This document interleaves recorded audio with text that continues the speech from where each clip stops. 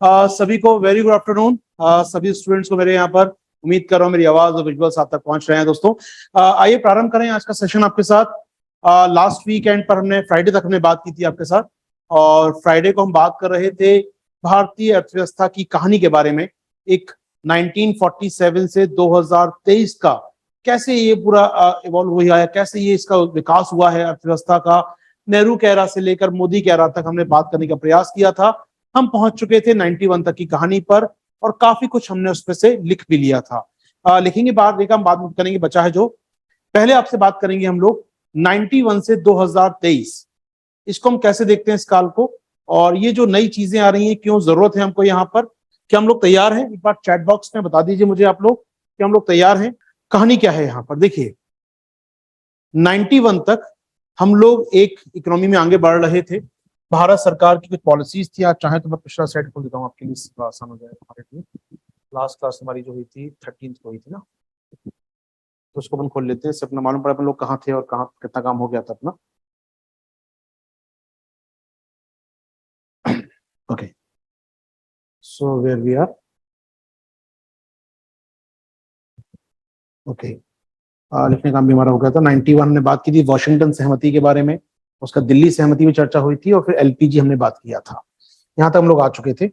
चल इसी कागज को हम कहानी को आगे बढ़ाते हैं आपके साथ। देखिए अब ध्यान सुनिए दोस्तों, जो बताने वालों के 15 मिनट 20 मिनट के अंदर ये भूमिका बनाएगा कि 91 से 2023 में हम लोग कहाँ खड़े हैं और इस समय देश की आवश्यकताएं क्या है। ये क्लियर करेगा टॉपिक आपको यहाँ पर कुछ हद तक पीटीओ में दोनों को मिलाकर। चल हम बात करें दोस्तों 91 की। 91 में एक संकट आया देश के सामने, एक आर्थिक संकट हमने देखा देश के सामने आता हुआ। इस संकट के बाद हमने कुछ सुधार किए, कुछ रिफॉर्म किए हम लोगों ने। हमने कुछ सुधार किए, अपने यहाँ पर रिफॉर्म करने का प्रयास किया और सफल भी रहे। 91 के रिफॉर्म के बाद देश में सुधार हुआ, इकोनॉमी आगे बढ़ने लगी, तेजी से आगे बढ़ने लगी। 1991 तक हम सोचते थे देश की अर्थव्यवस्था आगे बढ़नी चाहिए, ग्रोथ आगे होनी चाहिए, समृद्धि होनी चाहिए, होती नहीं थी। 91 के बाद हमने गति पकड़ी और आज हमारी अर्थव्यवस्था 7%, 8%, 10% तक भी टच करके आ चुकी है। यानी कहीं ना कहीं ये रिफॉर्म का फायदा हुआ। लेकिन एक बड़ी गलती हमसे हो गई, वो क्या थी समझिएगा। 91 में हम लोग खड़े थे, संक्रमण काल था अपने आप में। इसके पहले की अर्थव्यवस्था हमारी कृषि आधारित अर्थव्यवस्था थी। भारत में सब कुछ कृषि हुआ करता था, या फिर सरकारी कंपनियां, बताया था मैंने आपको, सेंट्रल पब्लिक सेक्टर एंटरप्राइजेस या स्टेट पब्लिक सेक्टर एंटरप्राइजेस, याद होगा बताया था मैंने लास्ट क्लास में आपको। केंद्रीय कंपनियां या सरकारी कंपनी, राज्य की कंपनी ये हुआ करती थी।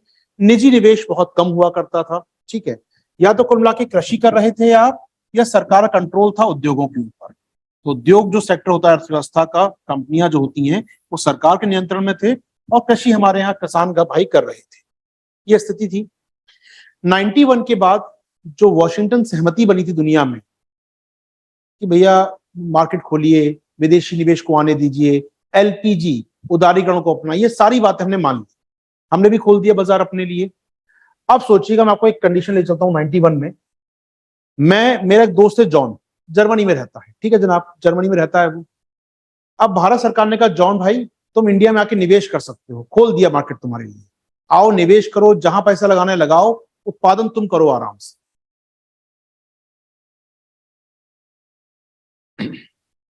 एक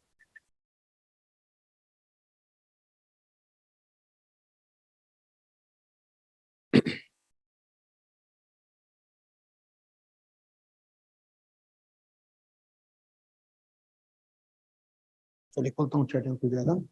तो भारत सरकार ने जॉन से कहा जॉन आपके भारत में आके निवेश करो। ठीक है, तो जॉन अपना बैग उठा के ले आया, नोट से भरा बैग ले आया भारत में। यार चलो भारत में चलते हैं, निवेश करेंगे। खूब सारा डॉलर लेकर आ रहा है भारत को। ठीक है, अब उसका सपना है कि भारत में यार खूब पैसा लगाएंगे, बड़ा सा बंदरगाह बनाएंगे, या फैक्ट्री बनाएंगे कोई उत्पादन की, पेन बनाएंगे इंडिया में। चलो यार ये तो उसका मन है एक पेन फैक्ट्री बनाने का, चाहता फैक्ट्री बनाना भारत में आकर वो। ठीक है, खूब सारा डॉलर लेकर आया। भारत सरकार ने कहा आओ निवेश करो। 91 से पहले केवल सरकारी कंपनियां पेन बनाती थी, सरकारी कंपनियां पेन का निर्माण करती थी। सरकार ने कहा सब करो यार, हमारी निजी कंपनी भी करेगी, विदेशी कंपनी भी करेगी, सब खोल दो। हमने सबको नियंत्रण मुक्त कर दिया, पैसा आने लगा बाहर से। अब जब जॉन एयरपोर्ट पे उतरा अपना बैग लेकर, नोट से भरा बैग लेकर, जॉन ने देखा यार एयरपोर्ट तो मतलब बड़ी खराब हालत में है यहाँ का, इंडिया का। यहाँ तो फ्लाइट ही 4 घंटे लेट आती है। चलो कोई बात नहीं, शहर अच्छा होगा। जॉन चला यार एयरपोर्ट से शहर जाने में लग गए 3 घंटे उसको यार।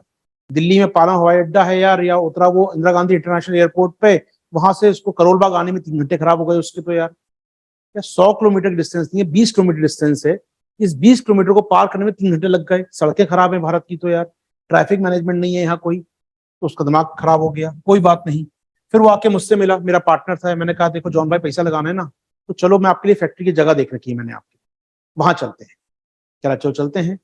हम लोग फैक्ट्री जगह देखने गए। मान लो बगल में एक जगह है पीतमपुरा या कोई जगह है, वहाँ फैक्ट्री देखने जगह देखने गए। जमीन पसंद आ गई उसको वहां पर। फिर उसने कहा चलो यार जमीन तो ठीक है, फैक्ट्री लगाने के लिए परमिशन लेनी पड़ेगी भारत सरकार से। हमने कहा सरकार ने परमिशन कम कर दी, कुछ कम परमिशन चाहिए। फिर भी चलो, आपको स्वीकृति लेनी पड़ेगी सरकार से, कई प्रकार की एनओसी लेनी पड़ेगी सरकार से अपनी फैक्ट्री लगाने की। स्वीकृति मतलब नॉन ऑब्जेक्शन सर्टिफिकेट, एनओसी लेनी पड़ेगी। हमने कहा ले लेंगे यार। सरकारी डिपार्टमेंट में गए, भाई एनओसी दे दो हमको, हमें परमिशन दे दो फैक्ट्री लगाने के लिए। सरकार ने अच्छा जॉन साहब कौन हो, बताओ नाम भरो, आधार कार्ड दिखाओ अपना, अपनी सारी डिटेल्स दो हमको, कौन कौन इसको जानते हो, किस देश से आए हो, क्यों आए हो भारत में, जासूस तो नहीं हो। इतनी कागजी कार्रवाई भरवा ली उससे। जॉन परेशान शाम तक, कह रहा है तो सड़कें खराब थी यहाँ, तो इंसान भी खराब निकले यहाँ तो 91 में जब वो जॉन पैसा लेके इंडिया में आया दोस्तों, तो उसको कई समस्याओं का सामना करना पड़ा। समस्याएं जैसे कि बहुत कठोर हमारे यहाँ लैंड रूल्स थे, जो भूमि के कानून थे। भूमि खरीदना ना बड़ा मुश्किल काम होता था, नहीं खरीद सकते थे भूमि, इतने कड़े कानून थे, मुश्किल था लैंड खरीदना उसके लिए। चलो उसके बाद वो आ तो गया। अब फैक्ट्री खोलना है, तो फैक्ट्री के लिए 24 घंटे बिजली की आपूर्ति चाहिए आपको। फैक्ट्री के लिए कच्चा माल आएगा, सड़कें अच्छी होनी चाहिए। फैक्ट्री से तैयार माल बंदरगाह तक जाएगा या बाजार तक जाएगा, सड़कें अच्छी होनी चाहिए, ट्रक व्यवस्था अच्छी होनी चाहिए, आपके पास इंटरनेट की सप्लाई होनी चाहिए आपके पास। अब आपकी फैक्ट्री के लिए मजदूर बाहर से आएंगे या कहीं से आ रहे हैं, तो रेलगाड़ी या एयरपोर्ट अच्छे होने चाहिए। यानी कुल मिलाकर आपको यहाँ पर काम करना है, तो यहाँ के जो अधिकारी लोग हैं उनसे अच्छा मित्रवत व्यवहार होना चाहिए आपका, वो मुश्किलें ना करें काम करने में। यानी कि आपका बुनियादी ढांचा, अवसंरचना अच्छी होनी चाहिए, सड़कें, बंदरगाह, एयरपोर्ट, ये अच्छा होना चाहिए। ये खराब था इस समय। उसके बाद जो हम बोलते हैं लाल फीताशाही, इस शब्द को आप लोग सुना होगा, समझा होगा शब्द को आपने, रेड टेपिज्म बोलते हैं इसको हम लोग। क्या होता है रेड टेपिज्म? हालांकि आजकल डिजिटल एरा का जमाना है, सारी फाइलें डिजिटल होती जा रही हैं। एक जमाना हुआ करता था भारत में, जो फाइलें होती थी, जो सरकारी कागज होते थे, एक लिफाफ उसको रखते थे हम लोग कागज पर, उस पर लाल रिबन बांधते थे एक, तो लाल फाइल बन जाती थी, लाल फीताशाही। तो लाल फीता बांधते थे, और उसमें एक बार फाइल फंस गई आपकी तो साल लग जाते थे फाइल खत्म करने में। तो लाल फीताशाही यानी सरकारी ब्यूरोक्रेसी की असक्षमता, इनएफिशिएंट ब्यूरोक्रेसी हमारी इतना धीमे काम करती थी। पैसा लेके कोई गेट पे खड़ा है, हम उसको स्वीकार करने को तैयार नहीं है। जी हाँ, तो 91 में रेड टेपिज्म या लाल फीताशाही बहुत ज्यादा हुआ करती थी हमारे यहाँ पर, मुश्किलें थी। उसके बाद थोड़ा बहुत चलो जॉन ने बहुत साहस दिखाया, सबसे लड़ा वो, फैक्ट्री तो बनानी इंडिया के अंदर मुझे। फैक्ट्री बनाई उसने, फैक्ट्री की इमारत खड़ी हो गई, सड़क बनवा ली उसने कैसे भी करके, परमिशन मिल गई, लग गए 2-4 साल, कोई बात नहीं, इंडिया में काम करना है तो ये काम कर मेहनत करनी पड़ेगी। फिर उसने फैक्ट्री चालू की, मजदूर को बुलाया। अब मजदूर को हायर कर लिया उसने, कुछ दिनों में कुछ मजदूर रख लिए। फिर उसको लगा नहीं यार ये मजदूर ढंग का काम नहीं कर रहा, इसको बाहर निकालो। जर्मनी ऐसी नियम है, अच्छा व्यक्ति नहीं आया है, अच्छा एम्प्लॉयमेंट नहीं है, तो निकालो बाहर, दूसरे व्यक्ति को हायर करो यार। हायर एंड फायर चलता है, अपॉइंट करो, निकालो बाहर, गलत है तो कोई।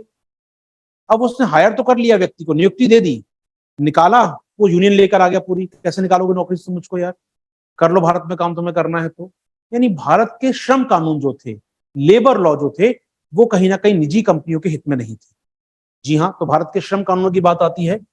यानी भारत में काम करना बड़ा मुश्किल काम था यार, मतलब बड़ा मुश्किल होता था इनके संग डील करना। तो विदेशी निवेशक को कह तो दिया सर आइए, मोस्ट वेलकम, वो आता था भग जाता था वापस, वो कहता पैसा लगाना ही नहीं है मुझे आपके यहाँ।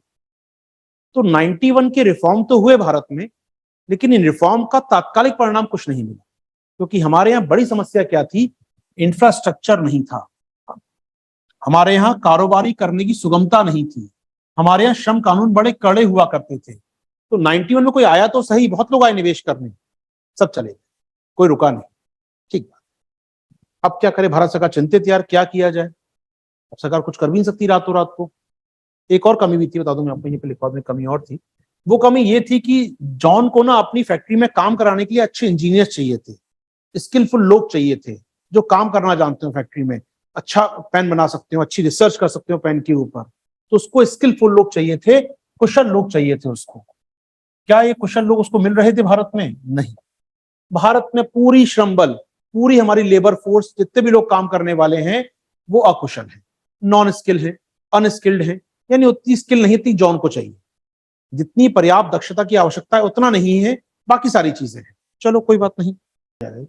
ओके, तो हमारे पास पर्याप्त कौशल नहीं था दोस्तों। चलिए आगे बढ़ते हैं आपके साथ कहानी को लेकर।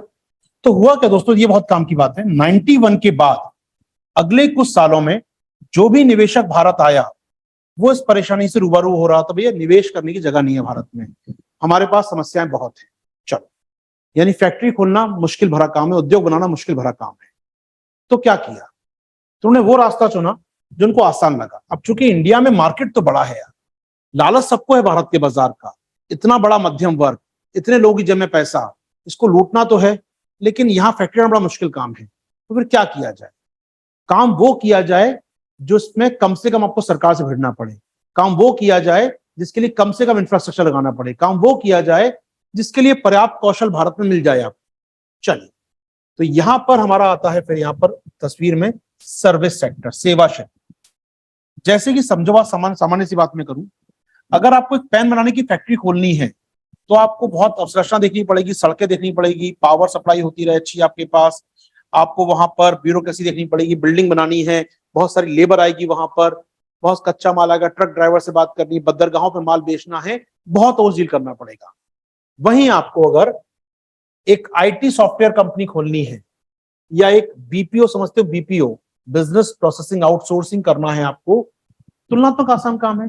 कमरा लिया, 8 कंप्यूटर लगाए, बैठा दिया सबको यहाँ पर इंटरनेट कनेक्शन देके, एक बार एक कमरे के अंदर पूरा बिजनेस चालू हो जाएगा बीपीओ का। आपका कुछ नहीं करना, आपको बीपीओ इंडस्ट्री सपोर्ट करो यहाँ पर, यानी आपको न्यूनतम अवसंरचना चाहिए, एक कमरा लीजिए, सिस्टम लगाइए 8 यहाँ पर सामने, और लोगों को बैठा दीजिए उसके सामने कंप्यूटर माइक लेकर, बात कर रहे हैं वो अमेरिकन क्लाइंट से, बात कर रहे हैं फ्रांस के क्लाइंट से, वो लोग बैठ के अपने, यानी कि न्यूनतम निवेश और मैक्सिमम लोगों को फायदा है। तो कंपनियों ने क्या किया, चुना सेवा क्षेत्र। तो जो निवेश आया भारत में, जो भारत में पैसा लेके लोग आए ना, उन्होंने क्या किया मालूम है आपको? उन्होंने भारत में उद्योग में पैसा नहीं लगाया,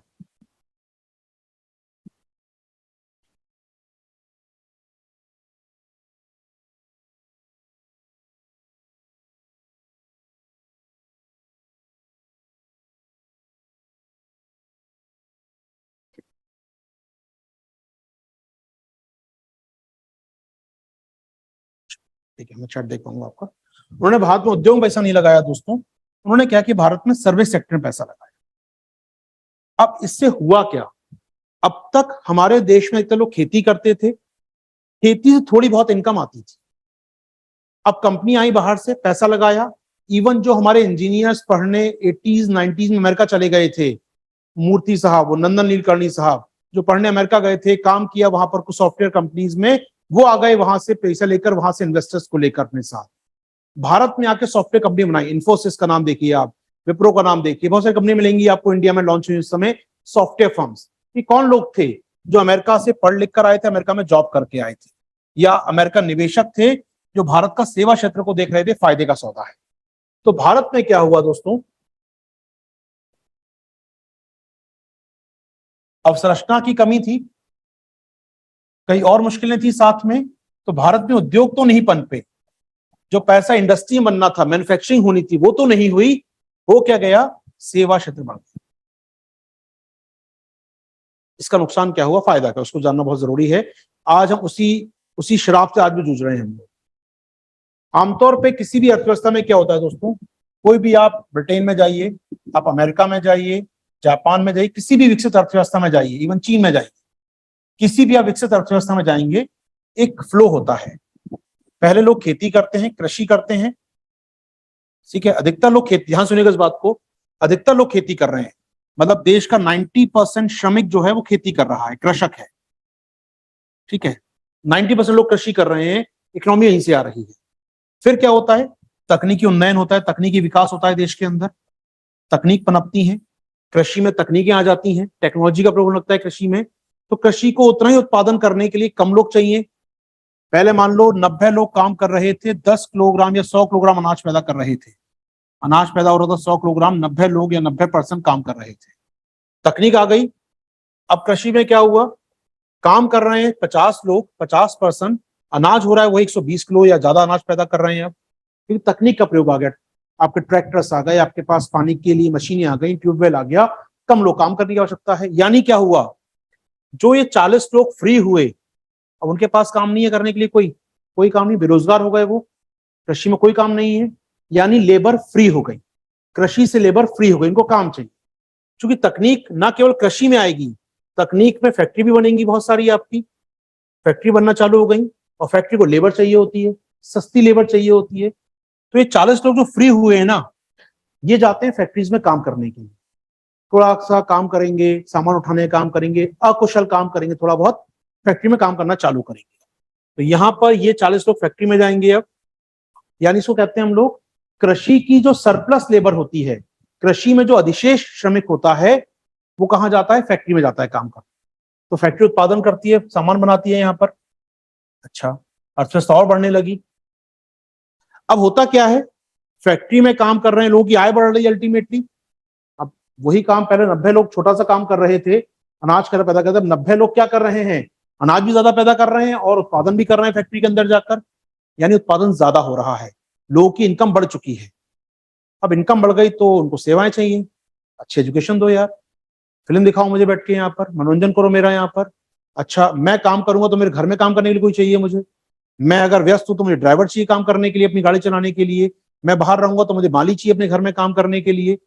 जैसे जैसे आपकी आय बढ़ती है, आपको सेवाओं की आवश्यकता बढ़ती जाती है। तो वहां पर टूरिज्म करना है, बाहर घूमने जाना है, बाहर खाना खाने जाना है। नहीं, होता क्या है, जैसे जैसे लोगों की आय बढ़ती जाती है, लोगों की सेवा की मांग बढ़ती जाती है। यानी क्या हुआ, अर्थव्यवस्था ये कहती है कि कोई भी इकोनॉमी कृषि से स्टार्ट होती है, उद्योग में जाती है, फिर उद्योग से कहां जाती है, वो सेवा क्षेत्र। ये एक नॉर्मल फिनोमिना है, नॉर्मल ऐसी इकोनॉमी बढ़ती है दुनिया में, कहीं भी जाएंगे, कोई भी विकसित अर्थव्यवस्था देखेंगे ऐसी आगे बढ़ी होगी। भारत में क्या हो गया, भारत में हम 1990 के पहले कृषि में थे, निवेश आया, उद्योग में हमको जाना चाहिए था, हमारे यहाँ फैक्ट्री बननी चाहिए थी, हमारे यहाँ फैक्ट्री नहीं बनी, उद्योग नहीं पनपे, कृषि और कहां मूव कर गए सीधा हम लोग, सेवा क्षेत्र। द ग्रेट एस्केप, जी हाँ, ये महान हमने जो एस्केप कर दिया इंडस्ट्री को अपने यहां से, इसके दुष्परिणाम सामने आए बात। अब समझिएगा 5 मिनट देके इस टॉपिक को एरा। हमने क्या किया दोस्तों, 91 में हमको स्विच करना था इंडस्ट्री की ओर। इंडस्ट्री में नहीं हुआ, बताया कारण मैंने क्यों नहीं हुआ, जॉन आया या अंबानी साहब आए, उनको लगा नहीं है इंडिया में तो काम नहीं कर सकते, अभी बड़ा मुश्किल है, वहां काम करते हैं, तो लोग यहाँ चले गए पैसे लेकर सारा का सारा। अब इससे हुआ क्या, सेवा क्षेत्र क्या करता है दोस्तों, सेवा क्षेत्र, आप सोचिएगा इस बीपीओ, मान लीजिए इस कमरे बीपीओ चल रहा है, इस कमरे में 8 लोग बैठे हैं, वो सेवाएं दे रहे हैं, क्लाइंट है उनके अमेरिका के, फ्रांस के, नहीं पैसा इनको अच्छा मिल रहा है, कमाई इनकी अच्छी हो रही है।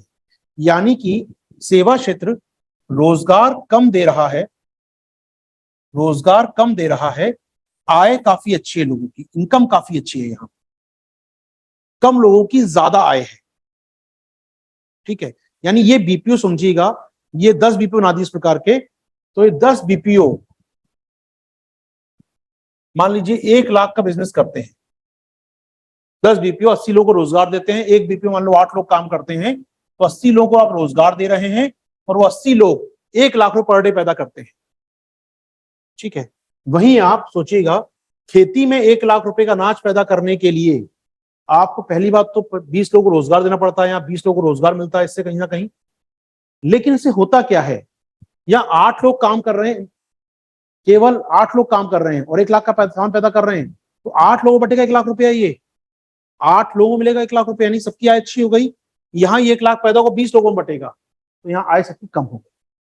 तो कृषि क्या करती है, कृषि में जो आय होती है वो कम होती है, लेकिन कृषि में रोजगार ज्यादा होते हैं, रोजगार ज्यादा होते हैं।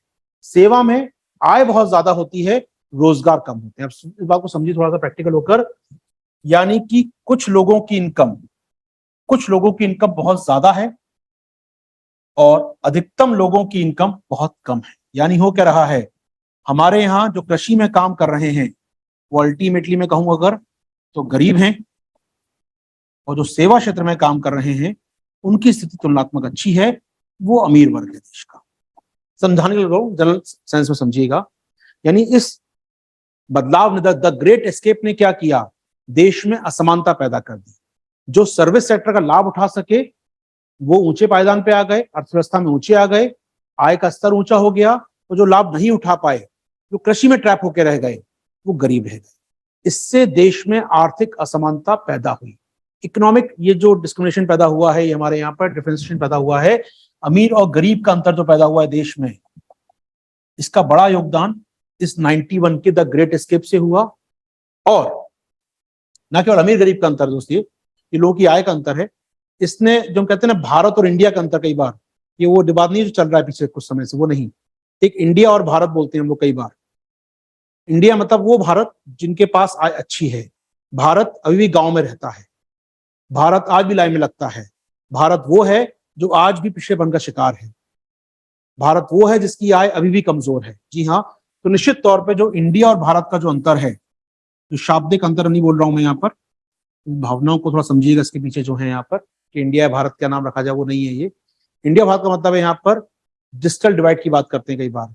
एक मैं हूं यार, मतलब मुझे कोई भी डील करनी हो, ट्रांजेक्शन करना होता है, मुझे याद नहीं बैंक कब गया था अंतिम बार में, मुझे याद नहीं आता कि मैंने किसी लाइन कोड का लगा था मैं पिछले कब सही सालों से, मैं याद ही नहीं है। सारा काम ऑनलाइन है, सारा काम ट्रांजेक्शन से हो रहा है, सारी डील ट्रांजेक्शन से हो रही है, बैठे बैठे दिन में फोन कॉल पे काम चल रहा है।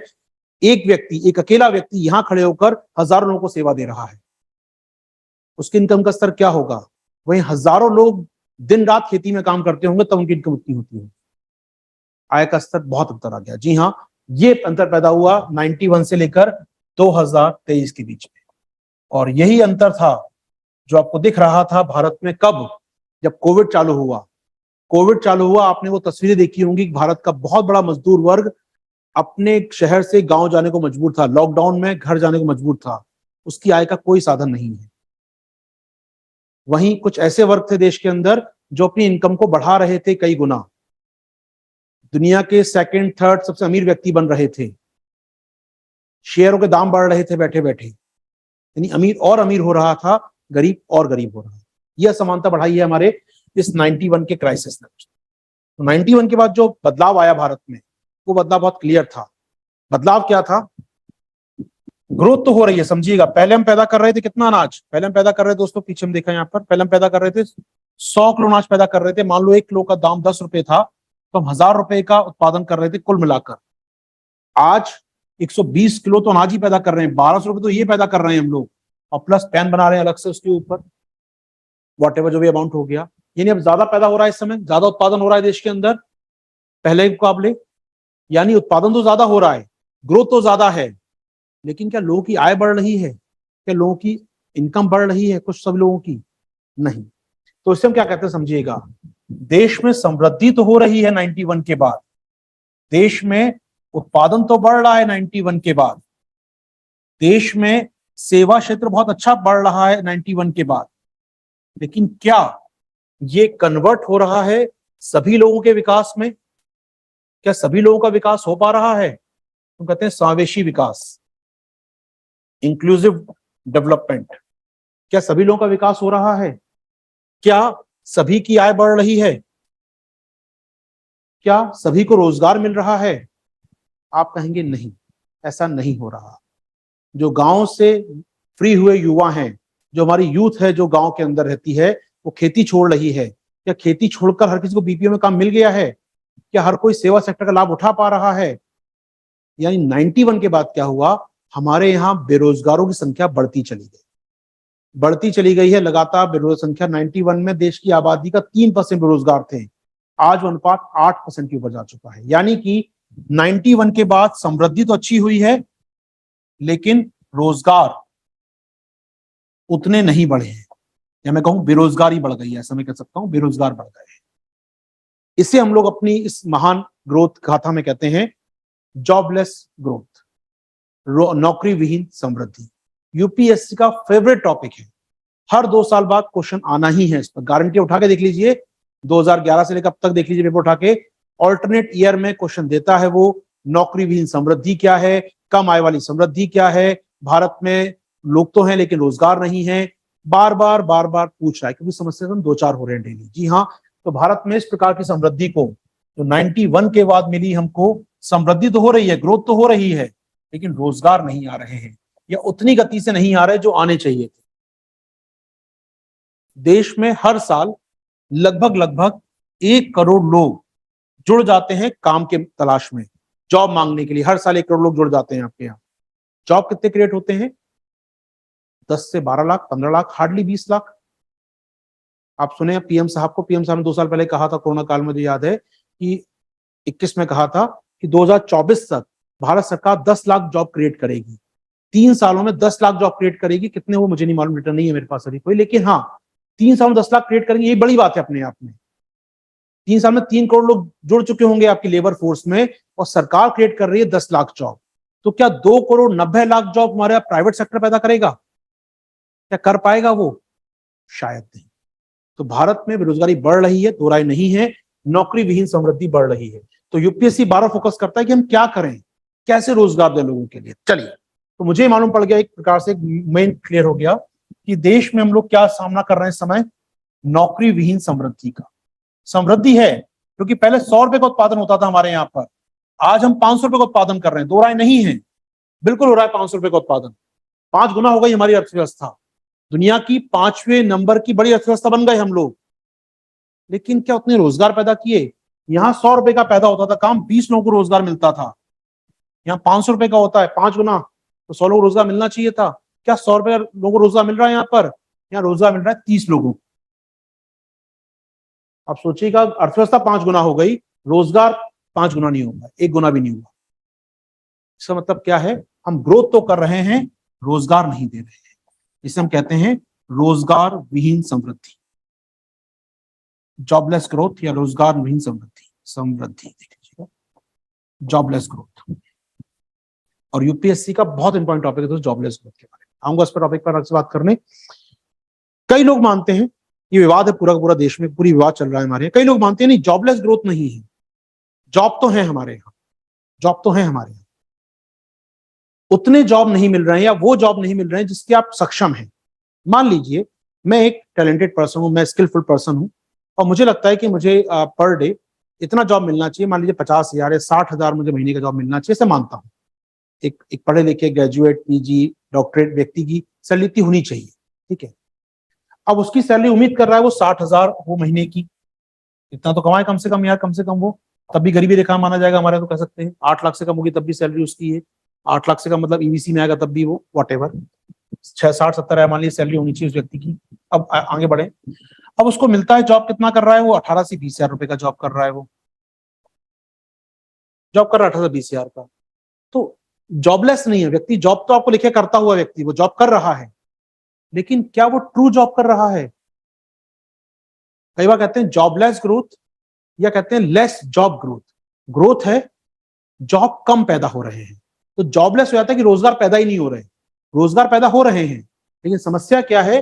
रोजगार कम पैदा हो रहे हैं, मांगने वाले ज्यादा हैं। और जब मांगने वाले लोग ज्यादा हैं और सप्लाई अगर कम है, सप्लाई अगर कम है जॉब की, डिमांड ज्यादा है जॉब की, तो क्या होगा? यहां बार्गेन कर पाएंगे इस व्यक्ति से, भैया तुम्हें जॉब चाहिए, 60,000 मांग रहे हो, 30,000 दिन काम करोगे? बिल्कुल करूंगा जोर। 20,000 दिन काम करोगे? बिल्कुल करेंगे। हमारे यहाँ ग्रेड 4 की जॉब निकलती है, उसको भरने वाले पीएचडी स्कॉलर्स होते हैं, आपके सामने, आप सब पढ़ते रहते होंगे इन चीजों। हमारे यहाँ छोटी सी कोई जॉब निकलती है, सफाई कर्मचारी या किसी भी पद के लिए, जिसके लिए योग्य व्यक्ति शायद 8वीं पास या 10वीं पास आपको चाहिए, वहां लोग भर रहे हैं ग्रेजुएट या जो पीजी हैं या नेट क्वालिफाइड लोग हैं, वो भर रहे हैं उस पोस्ट को। क्या हो रहा है? मतलब कहीं ना कहीं सप्लाई कम है जॉब की हमारे यहाँ, जॉब मांगने वाले ज्यादा है। इससे क्या होता है? कई बार उसको कहते हैं लेस जॉब ग्रोथ। तो जॉब लेस नहीं है ये, नौकरी विहीन समृद्धि नहीं है, कम नौकरी वाली समृद्धि। तो डिबेट होती है हमारे देश में, इससे समृद्धि है, नौकरी भी है, लेकिन कम नौकरियां हैं। उसको आप जॉब लेस कह लीजिए या लेस जॉब कह लीजिए, बात एक ही है, मुद्दा बदलने वाला नहीं है कि रोजगार कम है, सप्लाई कम है। 3 करोड़ लोग 3 साल में आ गए, कि हम 30 लाख नौकरियां पैदा कर पाए देश में? 30 लाख भी नौकरियां पैदा नहीं हो रही देश के अंदर। तो देश इस समय जिस समस्या से जूझ रहा है, क्योंकि अगर आपको लगता है गरीबी है देश में, तो गरीबी समस्या नहीं है इस देश की। आपको लगता है कि लोग बचत नहीं कर रहे, तो बचत समस्या नहीं है इस देश की।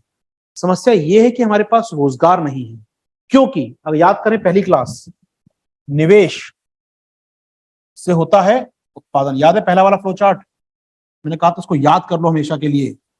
उत्पादन होगा, फैक्ट्री खुलेगी तो क्या मिलेगा लोगों को? रोजगार।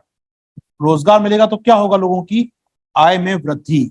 आय बढ़ेगी तो क्या करेंगे? सेविंग करेंगे, वो लोग बैंक में रखेंगे और फिर बैंक लोन देगा लोगों को नया निवेश करने के लिए। यानी कि रोजगार पैदा करेंगे तो लोगों की आय अपने आप बढ़ जाएगी। रोजगार पैदा होगा तो गरीबी खत्म हो जाएगी, कम हो जाएगी। तो गरीबी खत्म करना उद्देश्य नहीं है मेरा यहाँ पर, मेरा उद्देश्य है रोजगार देना। हर साल 1 करोड़ नए लोग जो रोजगार मांगने आ रहे हैं भारत में, हम कहते हैं युवा शक्ति हमारी, हम कहते हैं ये हमारी मानव संसाधन है, इस पर गर्व करते हैं हम लोग। डेमोग्राफिक डिविडेंड का फायदा मिल रहा है भारत को, और युवा आबादी है, 65% आबादी 35 साल से कम है। इसको क्या हम रोजगार दे पा रहे हैं? आपके पास हाथ में हीरे का हीरा हो सकता है, बहुत बड़ा हीरा हो, तराशना नहीं आता ना तो कोई मतलब नहीं हीरे का। यहाँ हो सकता है आपके पास 140 करोड़ की आबादी हो, ये आबादी कोई काम की नहीं है, तो इनको रोजगार नहीं है, इनके मुताबिक इनको रोजगार नहीं है। तो आवश्यकता क्या है हमारे यहाँ? अल्टीमेट गोल देश के सामने क्या है? रोजगार पैदा करना। तो पूरी भारत सरकार का थीम एक ही है। आप कहते हैं गरीबी है देश में, गरीबी कम करना है, तो आपको गरीबी कम करने की योजना नहीं चाहिए, मुझे रोजगार देना है।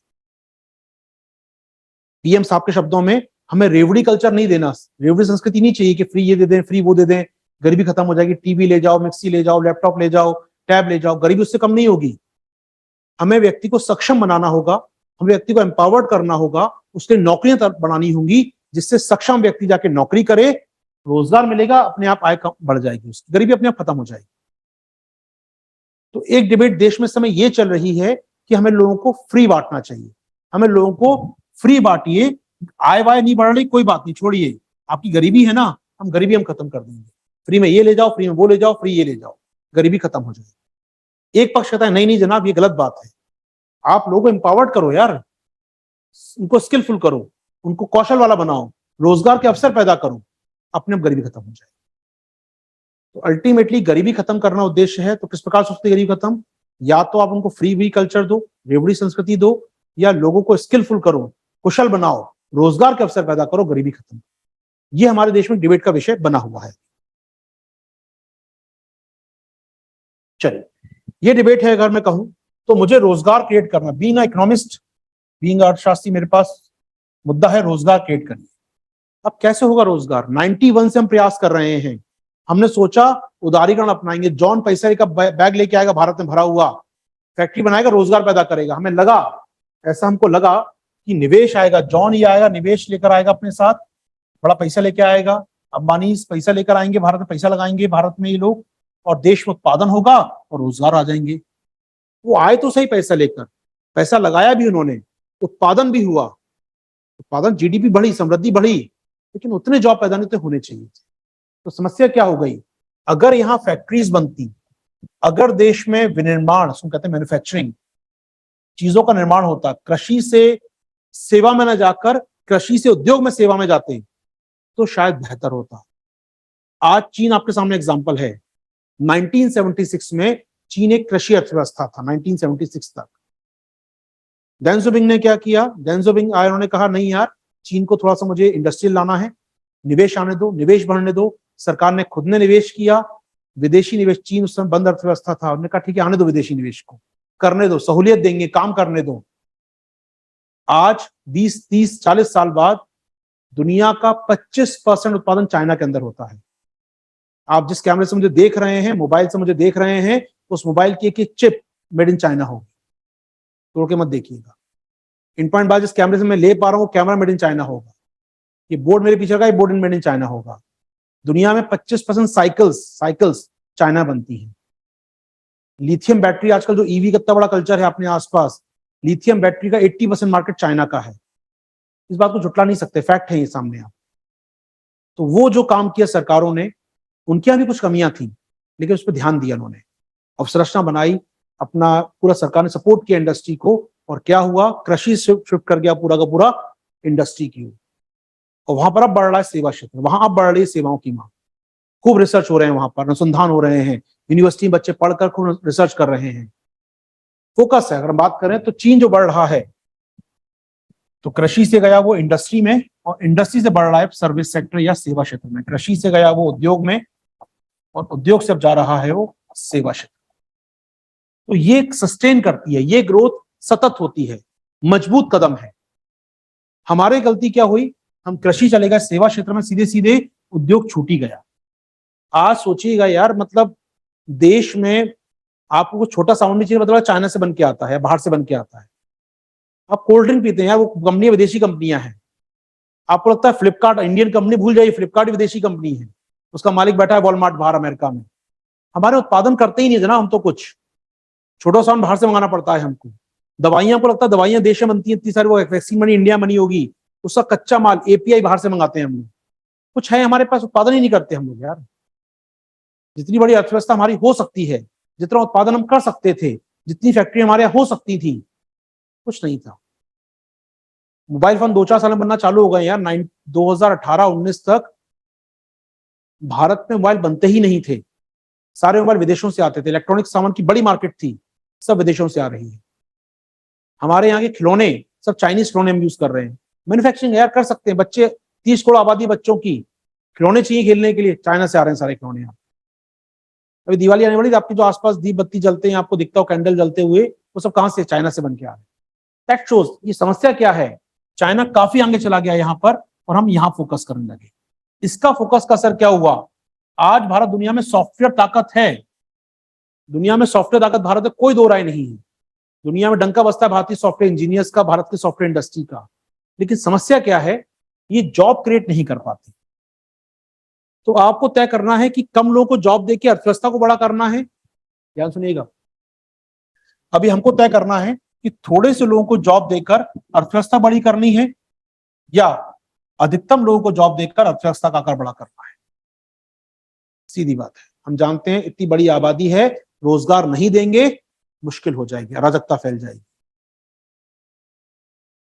हमें काम करना है, अधिकतम लोगों को अधिकतम रोजगार देना है। समावेशी विकास, इंक्लूसिव डेवलपमेंट, ये भारत की प्राथमिकता है। और कब होगी, जब देश में उद्योग पनपेंगे, जब देश में रोजगार क्रिएट होंगे। यानी भारतीय अर्थव्यवस्था पिछले 30 सालों से इसी चक्र में उलझी हुई है कि कैसे हम रोजगार दें, कैसे हम लोगों को उद्योग बनाएं, कैसे देश में उत्पादन बढ़े। क्योंकि जो समस्या 91 में थी, वो समस्याएं आज भी कुछ हद तक बनी हुई है। आज भी विदेशी कंपनियां सोचती भारत में जाएं कि ना जाएं। आज भी चुनौतियां लगभग वैसी हैं जैसे 91 में हुई थी। आज महानगरों में बन गए हैं कुछ बंदरगाह, महानगरों में बन गए हैं कुछ आपके एयरपोर्ट, महानगरों में 24 घंटे लाइट रहती है, महानगरों में थोड़ा आसान हो गया है। लेकिन क्या श्रम कानून बदल पाए अपने हम लोग यहाँ पर? क्या हम लोग अपनी कुशल रोजगार पैदा कर, कुशल तैयार कर पाए, स्किलफुल लोग तैयार कर पाए हैं? जवाब है नहीं। आज भी वो समस्याएं जो 91 में थी, आज भी हमारे यहाँ पर कुशल लोगों की कमी है, स्किलफुल लोग नहीं है हमारे पास, कौशल विकास नहीं हो पाया है। अब एग्जाम्पल दूंगा, डेटा की बात करूं सीधे में, भारत सरकार का खुद का सर्वे है कि हमारी जो टोटल लेबर फोर्स है, जितने लोग नौकरी मांग रहे हैं, इसमें 6% लोग स्किलफुल हैं, जो काम करने योग्य हैं। 6%। 95% लोग अनस्किल्ड हैं, जिनको काम सिखाना पड़ेगा काम कराने से पहले। मुझे, मैं खुद बोलूं यार, मैं आईआईटी पास आउट हूं। मैं जब आईआईटी से बाहर निकला, अपने ऑरेकल में जॉब करने गया, तो ऑरेकल में पहला स्टेटमेंट क्या था, वहां पर ट्रेनिंग कराएंगे 3 महीने आप। मैंने कहा क्यों कराओगे ट्रेनिंग यार, हम best mind in the India, आप क्यों कराओगे ट्रेनिंग? नहीं, ट्रेनिंग तो करनी पड़ेगी, आपको स्किल आती नहीं है, आपके कॉलेज में सिखाया नहीं कि जॉब कैसे करना है। अब सोचिए आईआईटी पास आउट ये हो रहा है, तो बाकी तो बात ही छोड़ दीजिए। फिर इंडिया में कंपनियों को 1-1 साल 2 साल ट्रेनिंग देनी पड़ती है लोगों को, तब वो तैयार होते हैं नौकरी के लिए। यानी हमारे यहाँ क्या है, जस्ट 5% वर्कफुल स्किलफुल है, और साउथ कोरिया की बात करूं 82% वर्कफोर्स स्किलफुल है। वो छोटा सा देश यार साउथ कोरिया आज दुनिया में छा गया है। वो छोटी सी G20 में शामिल हो गई है। वो छोटा सा देश दुनिया की बड़ी बड़ी कंपनियां, सैमसंग से लेकर एलजी से लेकर कार कंपनियों की बात कर लीजिए, एआई की बात कर लीजिए, इलेक्ट्रॉनिक्स की बात कर लीजिए, जो सेक्टर लीजिए आगे जा चुका है, क्योंकि वहां के लोगों ने स्किल पे बहुत ध्यान दिया। तो चाइना कर रहा है पिछले 10 सालों से। तो हमारे यहाँ एक बड़ी समस्या आज भी वही है जो 91 में थी, स्किलफुल जॉब्स या स्किलफुल लोगों की कमी हमारे पास है। आबादी तो 40 करोड़ है, 5% लोग ही स्किलफुल है हमारे पास। बड़ी समस्या है। दूसरी बड़ी समस्या क्या इंफ्रास्ट्रक्चर अच्छा हो गया? बंदरगाह, port, airport, bullet train, power light, telecom सब बन गया? आप कहेंगे बन गया सर, मैं कहता हूं बन गया। करोल बाग देखिए, दिल्ली का मुखर्जी नगर देखिए, बन गया। तो लगा सब बना तो है आसपास, शानदार सड़कें हैं यहाँ पर, इतना अच्छा बुलेट मेट्रो चलती है, बुलेट ट्रेन चल जाएगी कुछ सालों में, पावर सेक्टर इतना अच्छा, 24 घंटे लाइट रहती है, इंटरनेट की स्पीड अच्छी आती है। थोड़ा बाहर जाऊं यहाँ से, मैं थोड़ा फरीदाबाद, थोड़ा साउथ में पलवल और बहादुरगढ़, और थोड़ा निकलूं मैं उसके आगे जाऊं, कोसी कला पहुंच जाऊं यूपी के, तो क्या चीज मिल रही है? सारी चीजें मुझे। चलिए थोड़ा सा और आगे चले जाइए, आप एमपी में चले जाइए, मुरैना चले जाइए, शिवपुरी चले जाइए, वहां चीते आए थे, वहां चले जाइए आपके, क्या वहां पर सुविधाएं पहुंच गई सारी? ये क्या देश का पूरे विकास हो पाया है? महानगरों का विकास हो गया है, महानगरों में पैसा आ गया है, लेकिन इंफ्रास्ट्रक्चर अभी भी देश का बाकी अच्छा नहीं हुआ है। और फैक्ट्री महानगर में नहीं बनती यार, वो मुखर्जी ने फैक्ट्री नहीं बनाने वाला कोई। जॉन जॉन फैक्ट्री कहाँ बनाएगा? वो जाके बनाएगा दूर किसी कोने में, जहां सस्ती जमीन मिलेगी उसको, जहां सस्ती लेबर मिलेगी। दिल्ली फैक्ट्री लगा, दिल्ली में लेबर डबल प्राइस मांगेगी उससे। वो कहेगा मालदा में जाके लगानी है फैक्ट्री तो मुझको, वो कहेगा जाके लगाना है मुझे यार कोरबा के पास जांजगीर में जाके लगानी है फैक्ट्री में, छत्तीसगढ़ में जाकर। सीधे जमीन सस्ती है, वहां लेबर सस्ती है, वहीं लगाऊंगा। तो क्या वहां सुविधाएं पहुंच गई सारी? ये नहीं पहुंची। जी हाँ, अवसंरचना का अभाव अभी भी है हमारे पास, ये कमी अभी भी है, इंफ्रास्ट्रक्चर आज भी नहीं है हमारे पास। ओके, कारोबारी सुगमता, ये शब्द बहुत आता है। जॉन का स्वागत करने के लिए खड़े हैं हम लोग। सरकार हमारी बार बार कहती है कि हम लोग रेड टेपिज्म से रेड कारपेट पर आ गए हैं। बड़ा अच्छा कोटेशन कई बार लोग करते हैं लोग। एक समय था लाल फीताशाही, हर काम में बंधन, हर काम में काम नहीं करने देंगे, काम करके देख लो तुम कैसे कर सकते हो, ये अप्रोच था। आज अप्रोच है, कहते हैं हम लोग कागजों में, ऐसा अप्रोच है, आइए स्वागत है आपका, रेड टेपिज्म से रेड कारपेट। रेड कारपेट मतलब स्वागत में बिछाया जाता है लाल कालीन आपके, वैसा कुछ, कि मोस्ट वेलकम है, जाइए इंडिया में आप लोग, बिल्कुल आइए इंडिया में, स्वागत है आपका। लेकिन क्या वो बाकी चीज सही हो गई? क्या वो परमिशन मिल जाती है उसको आज भी इजीली? करप्शन कम हो गया? क्या परमिशन आपको मिल जाती है एनवायरमेंट की? भूमि अधिग्रहण हो जाता है आसानी से, लैंड एक्वायर कर लेते हैं आसानी से आप? आज भी समस्याएं हैं। जी हाँ, आज भी हमारे यहाँ लैंड लॉ, भूमि कानून इतने आसान नहीं हुए हैं कि जमीन अधिग्रहण कर लें आसानी से। आज भी लेबर लॉ आसान नहीं हुए हैं, कारोबारी सुगमता आज भी नहीं हुई है। जी हाँ, मुश्किल है, इसको कहते हैं ease of doing business, Hindi में बोलते हैं हम लोग कारोबारी सुगमता। इससे हम आज भी समस्या में जूझ रहे हैं, ईज ऑफ डूइंग बिजनेस। कारोबारी सुगमता आज भी नहीं है। जी हाँ, समस्या आज भी है, लेबर लॉ आज भी अच्छे नहीं है, इंफ्रास्ट्रक्चर आज भी अच्छा नहीं है, मुश्किलें हैं, मुश्किलें हैं, लेकिन इनको पार पाना होगा। यदि अब पार नहीं पाया तो ये जो 40 करोड़ की आबादी है, युवा आबादी है ना, कल ये बुजुर्ग आबादी होगी और देश की सरकार पे बोझ होगी। ये जनसंख्या फायदा जो है ना, ये जनसंख्या बोझ बन जाएगा कुछ दिनों में आपके। सरकार को खिलाना पड़ेगा बैठ के, पैसा होगा नहीं सरकार के पास। जी हाँ, तो हमें आवश्यकता क्या है? यदि गरीबी खत्म करनी है तो हमें फिर से ध्यान देना होगा अपनी बेसिक्स पर। और बेसिक्स क्या हैं? लोग कृषि में काम कर रहे हैं ना यार, लोग यहाँ काम कर रहे हैं। अभी भी देश की 45% आबादी कृषि पर निर्भर है, कृषि में काम कर रही है। 45%, 140 करोड़ की आबादी है, आज भी लगभग 60 से 65 करोड़ लोग खेती पर निर्भर करते हैं। बढ़ा दो इसकी आय यार, लोगों को फायदा मिले कृषि में। ऐसा कुछ करिए कृषि में आय बढ़ जाए लोगों की, तो अगर उनकी आय बढ़ गई तो गरीबी खत्म हो जाएगी काफी बड़े हद तक। तो पहला काम जो भारत सरकार को करना चाहिए, एज इकोनॉमिस्ट आप सलाह देंगे यहाँ, पहला काम क्या करना चाहिए? देश में कृषकों की आय को बढ़ाने का प्रयास करना चाहिए। एग्रीकल्चर इनकम या फार्मर इनकम बढ़ेगी तो ही बात बनेगी इस देश के अंदर। तो भारत सरकार ने 2015 में कहा, क्या कहा था बता दूं, मैं रिकॉल करा दूं आपको।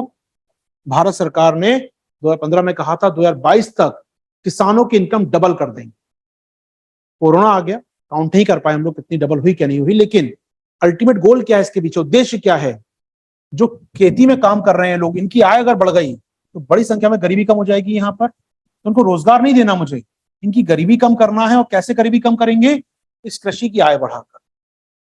अब वो कैसे बढ़ेगी, वो सारी बातें दलवई कमेटी से लेकर बहुत सारी बातें पढ़ेंगे आगे जाकर। एक मोटा मोटा खाका खींचिए, देश को इस समय क्या जरूरत है, जिसके अकॉर्डिंग हमारी पॉलिसी बनेंगी, हमारे कार्यक्रम बनेंगे। इसके बाद चालू होगी अर्थव्यवस्था। अभी तो देश को आवश्यकता है कि वो समझिए हम क्यों पढ़े इकोनॉमी। मैंने कहा ना, इकोनॉमी मतलब क्या होता है? संरचना। जो लोग इन्वॉल्व है इकोनॉमी में, जो इकोनॉमिक एक्टिविटीज कर रहे हैं, मेरा किसान इसकी आवश्यकता क्या है, छोटे उद्योग की आवश्यकता क्या है, सरकार की आवश्यकता क्या है, ये क्लियर होगा, तब तक पढ़ने का मजा आएगा आपको यहाँ। ठीक है, तो पहली बात क्या है दोस्तों कृषि की हमारी, वो है फार्मर इनकम को बढ़ाना बहुत जरूरी है। किसानों की आय तक नहीं बढ़ेगी, वो सुसाइड करते रहेंगे, उनका फायदा नहीं होगा, खेती छोड़ते रहेंगे, तब तक कुछ नहीं होगा। हमें किसानों की इनकम को बढ़ाना होगा, कैसे बढ़ाएंगे अलग मुद्दा है। दूसरा काम जो हमको करना होगा दोस्तों, देश में उद्योग कभी स्थापित ही नहीं हो पाए हमारे यहाँ ना, उनको स्थापित करना होगा। हमें देश में उद्योग स्थापित करने होंगे। ये जो छूट गया था 91 में, ग्रेट एस्केप हमने जो कर दिया था, हमें वापस अपनी रूट पे जाना होगा और उद्योग स्थापित करने होंगे। और ऐसा नहीं कि आशीर्वाद सा समझ रहे हैं इसको, या आप लोग समझ रहे हैं विशेष, कुछ आपके पास दिमाग है, सरकार नहीं समझ रही है, सरकार समझ रही है। और ऐसा नहीं सरकार प्रयास नहीं कर रही है, सरकार प्रयासें भी कर रही है। मैं आपको थोड़ा सा रिकॉल कराऊं, उद्योग पर सरकार ध्यान देना चाहती है, विनिर्माण हो, मैन्युफैक्चरिंग हो, फैक्ट्री बने देश के अंदर, वहां पर काम करें लोग हमारे। तो सरकार 2011 में एक नीति लेकर आई थी, राष्ट्रीय विनिर्माण नीति, कि भैया हम देश में मैन्युफैक्चरिंग करेंगे, हम देश में विनिर्माण करेंगे, देश को हम आगे लेके जाएंगे, मैन्युफैक्चरिंग करेंगे, रोजगार पैदा करेंगे देश में।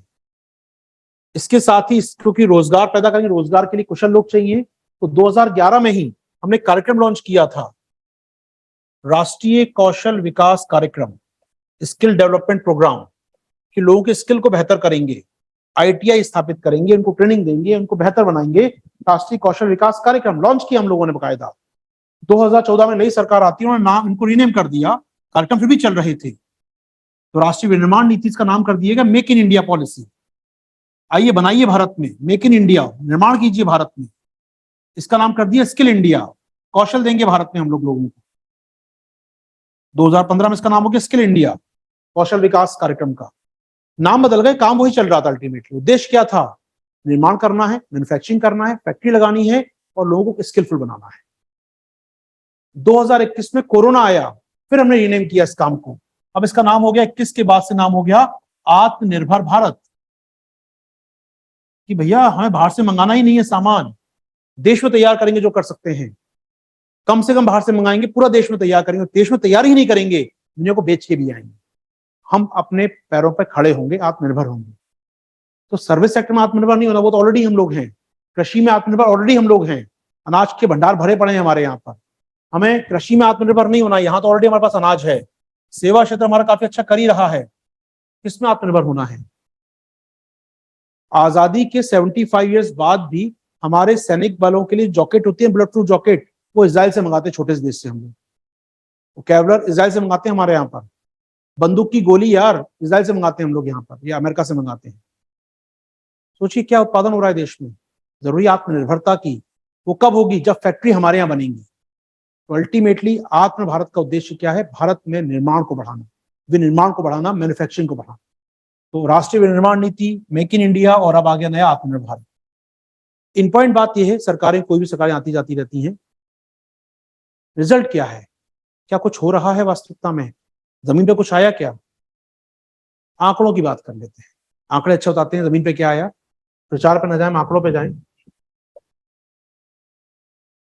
सोचिएगा 1991 में, मानिए इस बात को समझे थोड़ा ध्यान से, देश में मान लीजिए कुल 100 रुपए का उत्पादन होता था, कुल 100 रुपए का, जिसमें से लगभग आपका 40 रुपया कृषि से आता था। ठीक है, 40 रुपये कृषि से आता था। लगभग हमारा 25 रुपए उद्योगों से आता था, और 35 रुपए के आसपास सेवा से आता था। तीनों क्षेत्र काम कर रहे थे। ठीक है, 2011 में, 2011 में, ये 1991 का डेटा हो गया। 2011 में कृषि से लगभग 20 रुपए हो गया, उद्योग 25 पर रहा, ये 55 रुपए हो गया। ठीक है, 2023 में हम कहां खड़े हैं, कृषि लगभग 17 रुपए देता है आज ये 25 रुपए देता है, और ये आपको ऑलमोस्ट आप समझ सकते हैं 58 to 60 रुपीज देता है। क्या कुछ बदला क्या देश में। जो मैंने कहा आंकड़ों की बात, हम कृषि से सेवा में चले गए, जो कृषि का एडवांटेज था कहां चला गया पूरा का पूरा, सेवा में। ये तो ऐसे ही बना रहा है, यहाँ पर ये तो ऐसे ही बना रहा। कहाँ है उद्योग हमारे? पनपे ही नहीं कभी तो उद्योग हमारे यहाँ पर। चीन में 100 में से 40 रुपए उद्योग से आते हैं वहां पर, आज हमारे 25 रुपए जो था वही है। और मैं आपको तोड़ दूं उसको, अगर 25 रुपए को, विनिर्माण जो फैक्ट्रीज का हिस्सा 16 था 14 पर आ गया है। यानी वो छोड़ दी, ज्यादा डिटेल में नहीं जाऊंगा मैं अभी, लेकिन विनिर्माण का स्तर और कम हो गया हमारे यहाँ।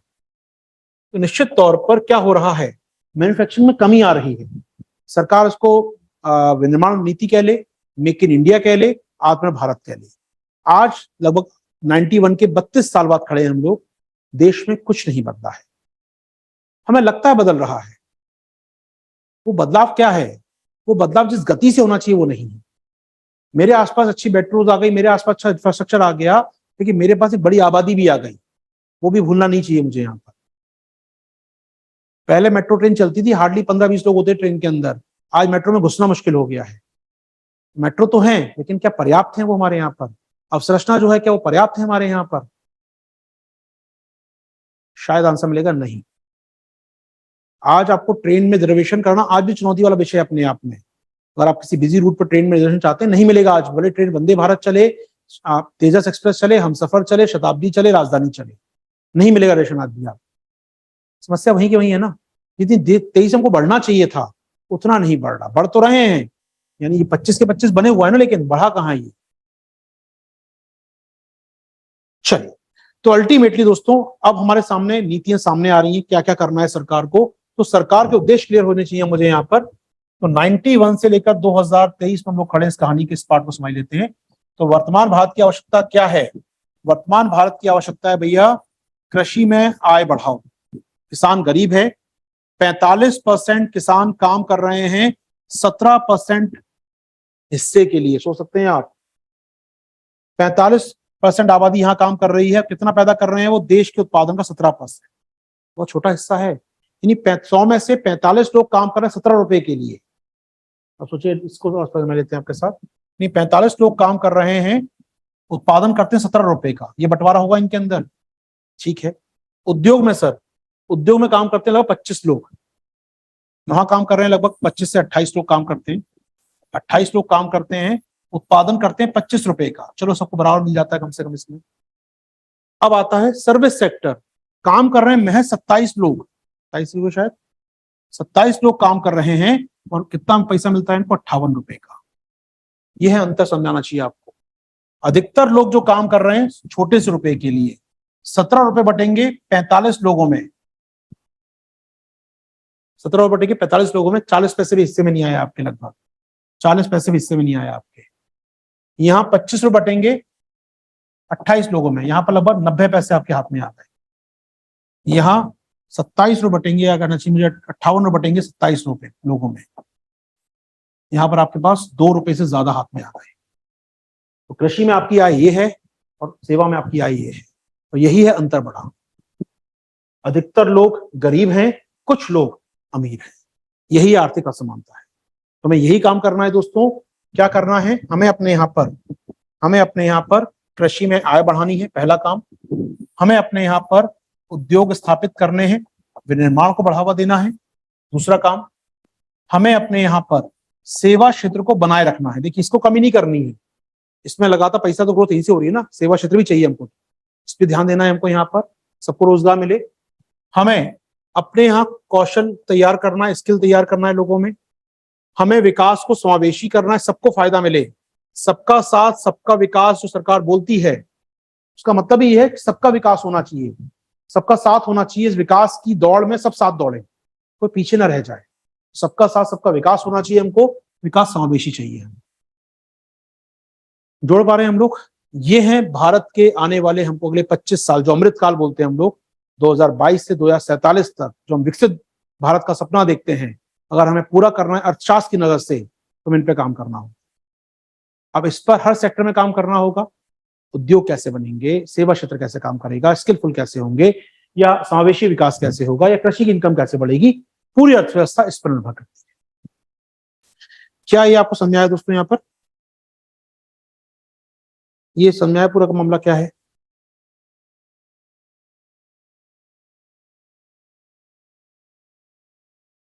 Yes sir. तो अगर आपको देश की समस्या समझ में आ गई है अब तक, तो हमने 47 से 91 तक का देखा, कहानी थी एक प्रकार से।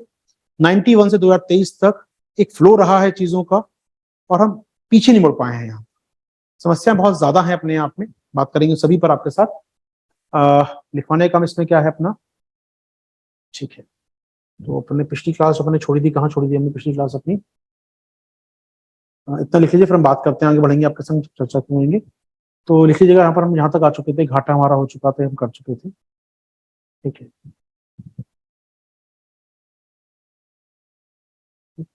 हेडिंग बनाएंगे छोटा सा यहाँ पर, वॉशिंगटन सहमति, छोटा सा लिख लीजिए यहाँ पर, फिर आगे बढ़ते हैं। वॉशिंगटन सहमति, वॉशिंगटन सहमति। अच्छा, संकट के कारण प्रभाव का, ठीक है, मैं लिखवाता हूँ। बड़ी जो हेडिंग बनाई थी उसमें लिख लीजिए, तो ये बड़ी हेडिंग बनाई थी आपने जो 91 के संकट और प्रभाव, उसमें लिख लीजिए वॉशिंगटन सहमति। वॉशिंगटन सहमति देखिएगा, 1980 का दशक आते आते 1980 का दशक आते आते 1980 का दशक आते आते वैश्विक स्तर पर वैश्विक स्तर पर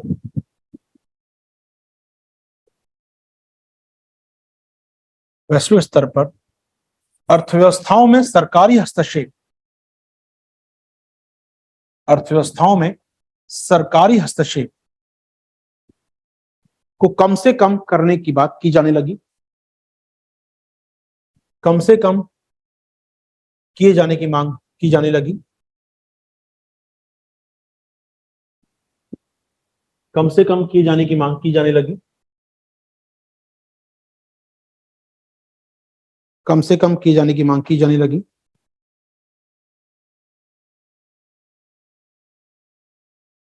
विकसित देशों ने वॉशिंगटन सहमति पर हस्ताक्षर किए, वॉशिंगटन सहमति पर हस्ताक्षर किए,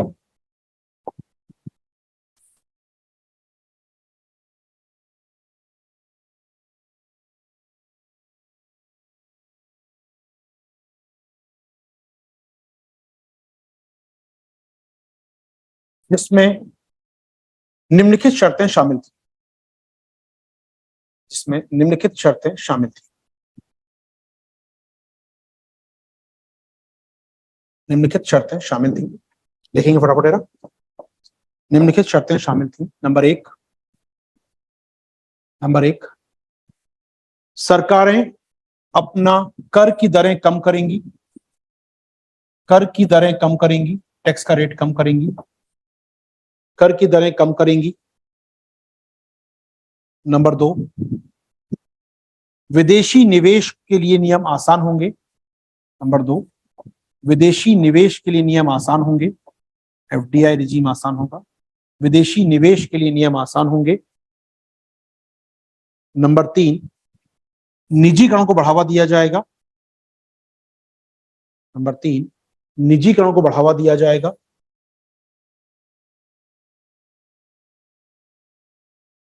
नंबर चार, सीमा शुल्क टैरिफ, सीमा शुल्क मतलब बाहर के माल पे कितना टैक्स लगाते हैं, सीमा शुल्क शून्य किए जाएंगे या कम किए जाएंगे, सीमा शुल्क शून्य किए जाएंगे या कम किए जाएंगे, सीमा शुल्क शून्य किए जाएंगे या कम किए जाएंगे। अर्थात आयात में आसानी की जाएगी, इंपोर्ट लिबरल, अर्थात आयात में आसानी की जाएगी, आयात में आसानी की जाएगी। नेक्स्ट, सरकारें सब्सिडी कम करेंगी, सरकारें सब्सिडी कम करेंगी।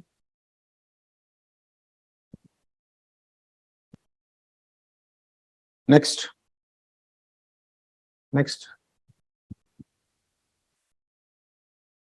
विनिमय दर एक्सचेंज रेट, विनिमय दर को प्रतिस्पर्धी बनाया जाएगा, प्रतिस्पर्धी बनाया जाएगा, विनिमय दर को प्रतिस्पर्धी बनाया जाएगा,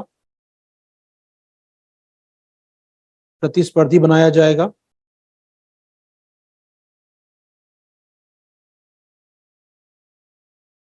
विनिमय दर क्या होता है बेटा? डॉलर मतलब ना, $1 80 का मिलता है, $1 85 का मिलता है, वो विनिमय दर होती है, एक्सचेंज रेट। उसको हम लोग प्रतिस्पर्धी बनाएंगे, बताऊंगा, समझाऊंगा आराम से, चिंता ना करें। अभी सिर्फ लिख लीजिए 2-4 बातें, क्योंकि टॉपिक वाइज जब आएगा तो डिटेल चर्चा होगी आपके साथ। तो विनिमय दर को प्रतिस्पर्धी बनाया जाएगा।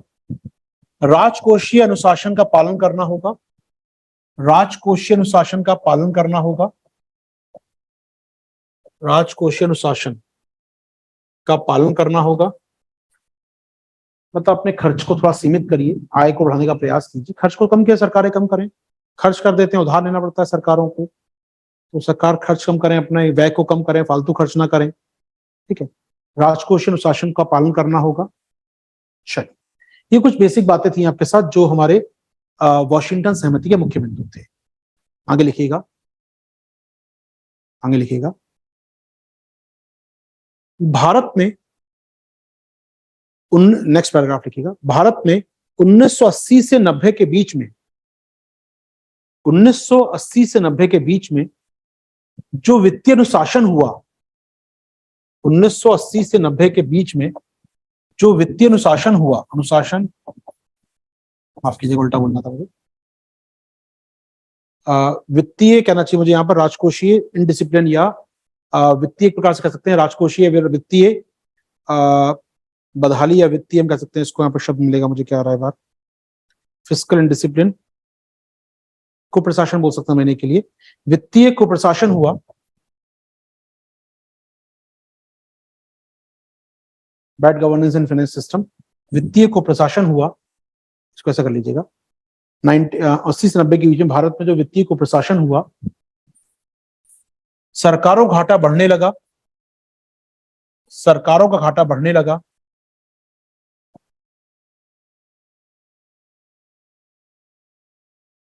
सरकारों का घाटा बढ़ने लगा, और देश में 91 का क्राइसिस खड़ा हो गया, और देश में 91 का क्राइसिस खड़ा हो गया।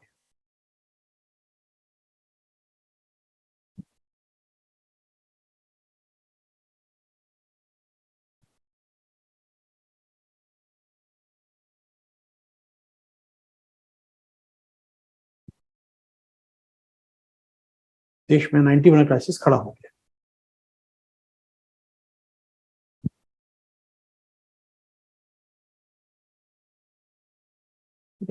चलिए, 91 के क्राइसिस के निम्नलिखित कारण माने जाते हैं, 91 के क्राइसिस के निम्नलिखित कारण माने जाते हैं, 91 के संकट के निम्नलिखित कारण माने जाते हैं।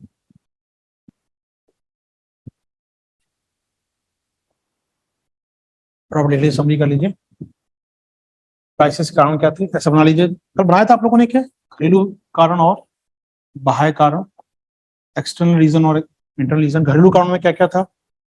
देश में सूखा पड़ा था, बताया था, मानसून फेल हुआ 2 साल, सूखा था 88-89 में, 2 साल सूखा था भारत में, ठीक है।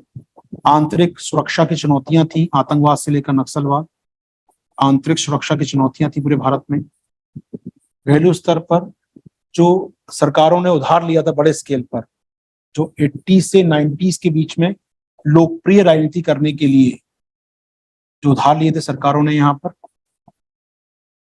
कोई बड़ा कारण था। देश में इंटरनल पॉलिटिक्स, आंतरिक राजनीति चल रही थी, दंगे हो रहे थे देश में, या आंतरिक राजनीति के कारण था यहाँ पर। मंडल आंदोलन हमने देखा था, बताया था मैंने आपको, यहाँ पर घरेलू कारण था आपके साथ, ठीक है। देश में बंद अर्थव्यवस्था थी हमारी यहाँ पर, इस दौरान बहुत ज्यादा निवेश नहीं आता था, ठीक है। अपने कल कारण लिखे थे सारे, वही कारण यहाँ पर है। और बाह्य कारणों में क्या था? मुख्यतः सोवियत संघ का विघटन, सोवियत संघ का विघटन, यूएसआर बोलते हैं, सोवियत संघ बोलते हैं हम लोग, सोवियत संघ का विघटन। और 91 में हो गया था खाड़ी युद्ध, जनवरी 91 में हो चुका था खाड़ी युद्ध, यानी अमेरिका इराक की लड़ाई हो चुकी थी, अमेरिका और इराक की लड़ाई हो चुकी थी यहाँ पर, जिसके चलते तेल मूल्य बढ़ गए थे, संकट और बढ़ गया था। तो कई कारणों के चलते 91 का क्राइसिस हुआ। चार्ट बना लिया होगा, उम्मीद कर रहा हूं आपने ये, ठीक है। चलिए, बहुत बढ़िया। ये कहानी को आगे ले चलते हैं हम लोग अपनी, देखिएगा। इस संकट से बाहर निकलने के लिए, इस संकट से बाहर निकलने के लिए भारत को विदेशी ऋण की आवश्यकता थी। इस संकट से बाहर निकलने के लिए भारत को विदेशी ऋण की आवश्यकता थी। विदेशी ऋण की आवश्यकता थी जिसे देने के लिए अंतर्राष्ट्रीय संगठनों ने भारत पर कई शर्तें लगा दी। इसे देने के लिए अंतर्राष्ट्रीय संगठनों ने भारत पर कई शर्तें लगा दी। देने के लिए अंतर्राष्ट्रीय संगठनों ने भारत पर कई शर्तें लगा दी, जिसमें मुख्य थी भारत वॉशिंगटन सहमति को स्वीकार करे।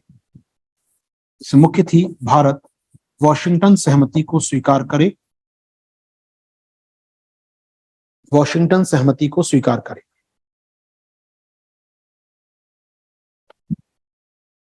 इसमें मुख्य थी भारत वॉशिंगटन सहमति को स्वीकार करे। ठीक है, हमने स्वीकार किया और क्या नाम आया इसका? नई दिल्ली सहमति। देख लीजिएगा, भारत ने इसको स्वीकार किया। भारत ने इसको स्वीकार किया और 1991 में नई आर्थिक नीति का प्रारंभ हुआ। नई आर्थिक नीति का प्रारंभ, न्यू इकोनॉमिक पॉलिसी, NEP, नई आर्थिक नीति का प्रारंभ हुआ। भारत में नई आर्थिक नीति का प्रारंभ हुआ। सारे पॉइंट वही हैं जो अपने पीछे लिखे हैं, तो कुछ भी नया नहीं है यहाँ पर। सामूहिक रूप से बोलते हैं इसको हम लोग LPG। बताया था मैंने आपको कल, LPG की नीति, उदारीकरण, निजीकरण, वैश्वीकरण की नीति, खुलेपन की नीति, ओपन मार्केट की नीति, वैश्वीकरण की नीति, सारे इसी के नाम है। ठीक है, NEP, नई आर्थिक नीति को अपनाया। इसे ही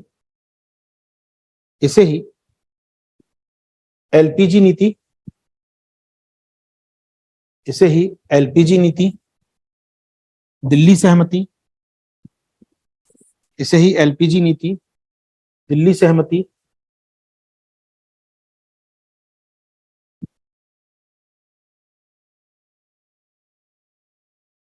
सुधारों का काल, रिफॉर्म एरा, सुधारों काल आदि नाम दिए गए। आदि नाम दिए गए।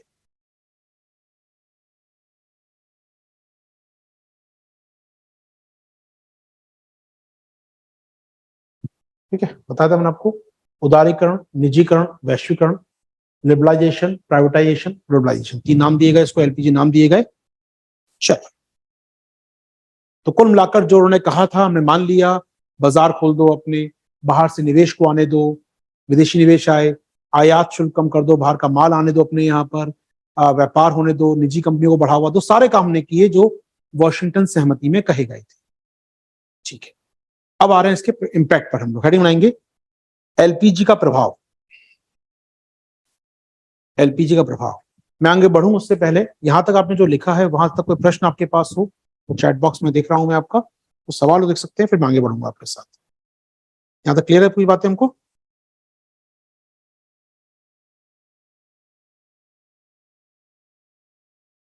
यस सर, बहुत बढ़िया। चलिए, चैट पे सकते हैं, लिख दीजिए शाहीन। चलिए, खाड़ी संकट बेटा, अमेरिका ने अटैक कर दिया था इराक पर, याद होगा आपको। फिल्म देखी आपने, कौन सी थी? एयरलिफ्ट तो फिल्म आई थी अभी अक्षय कुमार की लास्ट ईयर, एयरलिफ्ट शायद कुछ नाम था फिल्म का। वो इराक घुसाता है कुवैत के अंदर, फिर अमेरिका अटैक करता है। कुछ फिल्में देखने का शौक है अगर आपको तो, नहीं तो कोई बात नहीं। हुआ क्या था, सद्दाम हुसैन राष्ट्रपति थे, बड़ी लंबी कहानी है उस पर, लेकिन ठीक है। उन्होंने अटैक कर दिया कुवैत के ऊपर, छोटा सा देश कुवैत, अमेरिका कुवैत का दोस्त था, तो अमेरिका उसको बचाने के लिए अटैक करता है खाड़ी के ऊपर, या गल्फ क्राइसिस कहते हैं इसको, इराक पर अटैक कर दिया था। ठीक है, तो कोई आवश्यकता नहीं है यहाँ पर। ठीक है, चलिए,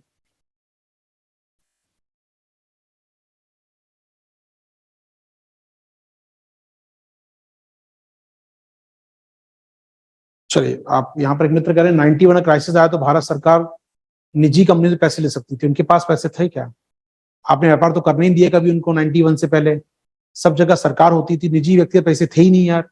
निजी उद्योगपति होते उस समय, अंबानी अडानीज होते या टाटा बिरलाज होते या हमारे पास और बड़े उद्योगपति होते, तो शायद तब भी मदद नहीं करते सरकार की। सरकार जब दिवालिया होती है तो कोई मदद करने नहीं आता है ना, मदद क्यों करेंगे आप? डोनेशन कोई नहीं देगा आपको, थोड़ा बहुत दे भी देंगे डोनेशन, बहुत नहीं मिलेगा पैसा। तो चलिए आगे बढ़ते हैं आपके साथ। चलिए आइए, हम बात कर रहे हैं एलपीजी का प्रभाव की है मेरा। तो एलपीजी का इंपैक्ट क्या हुआ बताया मैंने आपको, कृषि से बताया, सेवा क्षेत्र की बात करेंगे। लिखेंगे एलपीजी का प्रभाव या इस नई आर्थिक नीति का प्रभाव। लिखिए पैराग्राफ में, पैराग्राफ लिखेंगे, सुधारों के काल में, सुधारों के काल में, सुधारों के काल में भारत ने विदेशी निवेश के लिए, भारत ने विदेशी निवेश और निजी निवेश के लिए अपने बाजार खोल दिए। भारत ने विदेशी निवेश और निजी निवेश के लिए अपने बाजार खोल दिए, खोल दिए। लेकिन लेकिन लेकिन कई समस्याओं के कारण, कई समस्याओं के कारण भारत में उद्योगों की स्थापना नहीं की गई। कई समस्याओं के कारण भारत में उद्योग की स्थापना नहीं की गई।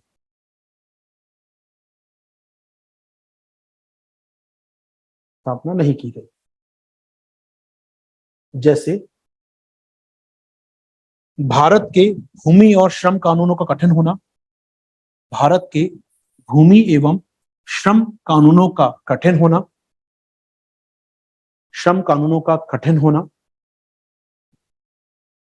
बुनियादी ढांचे अवसंरचना की कमी होना, अवसंरचना की कमी होना, कमी होना, लाल फीताशाही, लाल फीताशाही अर्थात कारोबारी सुगमता ना होना, कारोबारी सुगमता ना होना, और पर्याप्त कौशल का अभाव, पर्याप्त कौशल का अभाव।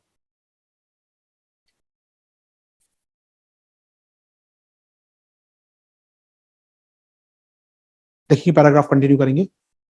इन कमियों के कारण, इन कमियों के कारण विदेशी निवेशक, इन कमियों के कारण निवेशक कह लीजिए, इन कमियों के कारण निवेशक, विदेशी निजी दोनों आ गए, इन कमियों के कारण निवेशक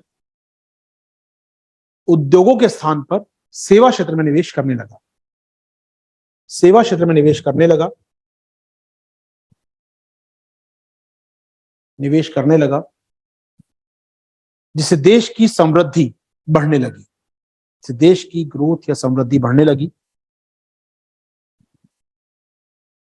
देश की ग्रोथ व समृद्धि बढ़ने लगी।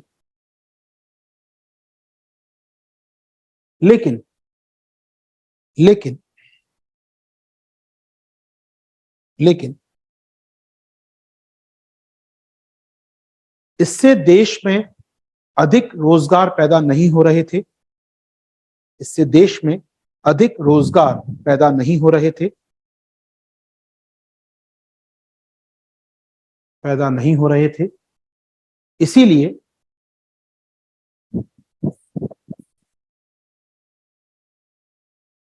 91 के बाद के समय को, इसीलिए 91 के बाद के समय को जॉबलेस या नौकरी विहीन समृद्धि, 91 के बाद के समय को नौकरी विहीन समृद्धि, जॉबलेस ग्रोथ, या लेस जॉब ग्रोथ, कम रोजगार वाली समृद्धि कहते हैं। जॉबलेस ग्रोथ, नौकरी विहीन समृद्धि या कम रोजगार वाली समृद्धि कहते हैं,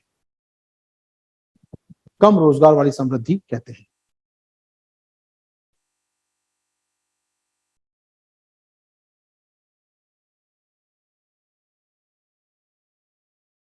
इस ग्रोथ के निम्नलिखित परिणाम सामने आए हैं। इस समृद्धि के निम्नलिखित परिणाम सामने आए हैं। इस समृद्धि के निम्नलिखित परिणाम सामने आए हैं।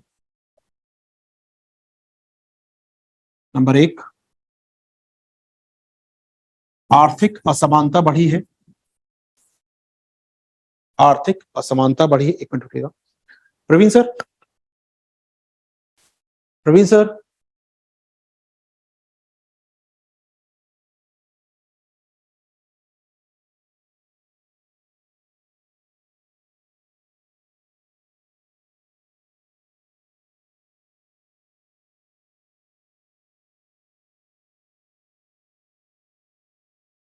आर्थिक असमानता बढ़ी है।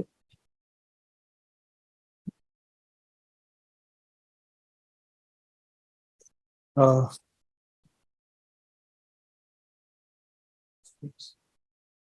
2013 से 22 तक के, 23 तक के आर्थिक असमानता बढ़ी है, पहला।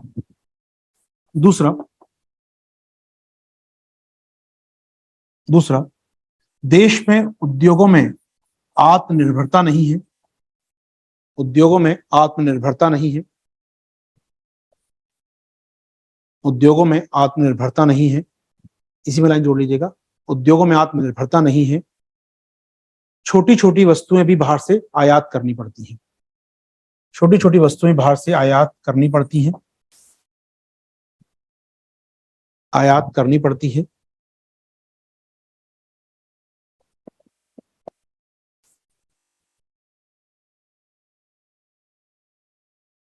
तीसरा, क्षेत्रीय विकास असंतुलित हुआ है।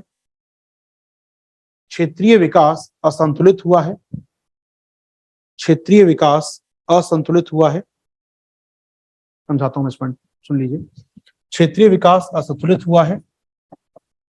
नंबर 4, क्षेत्रीय विकास असंतुलित हुआ है। नंबर 4,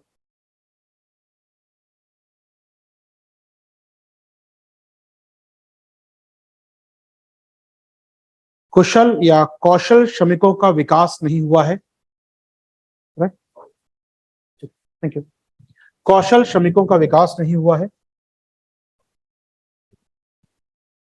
कुशल श्रमिकों का विकास नहीं हुआ या कुशलता नहीं बढ़ी है।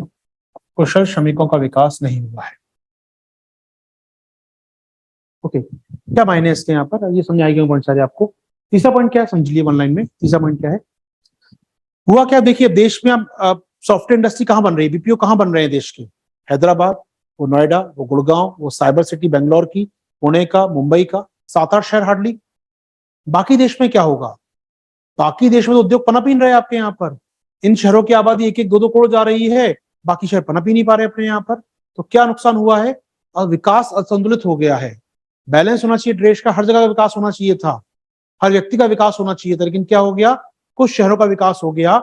कुछ शहरों की आबादी 10 लाख, 20 लाख, 40 लाख से ऊपर है। Mega million cities, mega million, 40 lakh से अधिक की आबादी कुछ शहरों की हमारे यहाँ। और कुछ ऐसे शहर हैं जहां पर आबादी कम है। आबादी कम तो नहीं है, लेकिन रोजगार नहीं है बहुत, या ग्रोथ नहीं है अपने आप में। तो असमानता हुई क्षेत्रीय विकास में। देश के कुछ इलाके तो बहुत डेवलप कर गए हैं, कुछ इलाकों में प्रति व्यक्ति अच्छी हो गई, लेकिन कुछ इलाके अभी भी गरीबी में जी रहे हैं। तो क्षेत्रीय विकास असंतुलित हो गया, रीजनल डेवलपमेंट काफी इम्बैलेंस हुआ है हमारे यहाँ। चलिए, उम्मीद करूं मैं कुछ दिखाना चाहूंगा आपको यहाँ पर।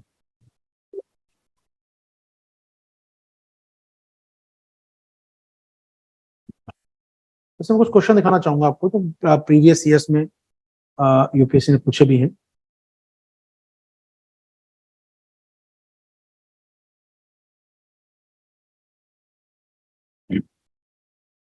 अब इस क्वेश्चन को देखिएगा मेरे साथ आपको।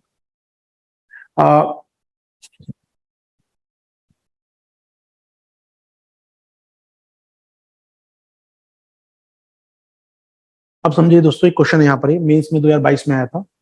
हाल के दिनों का आर्थिक विकास श्रम उत्पादकता में वृद्धि का संभव हुआ है।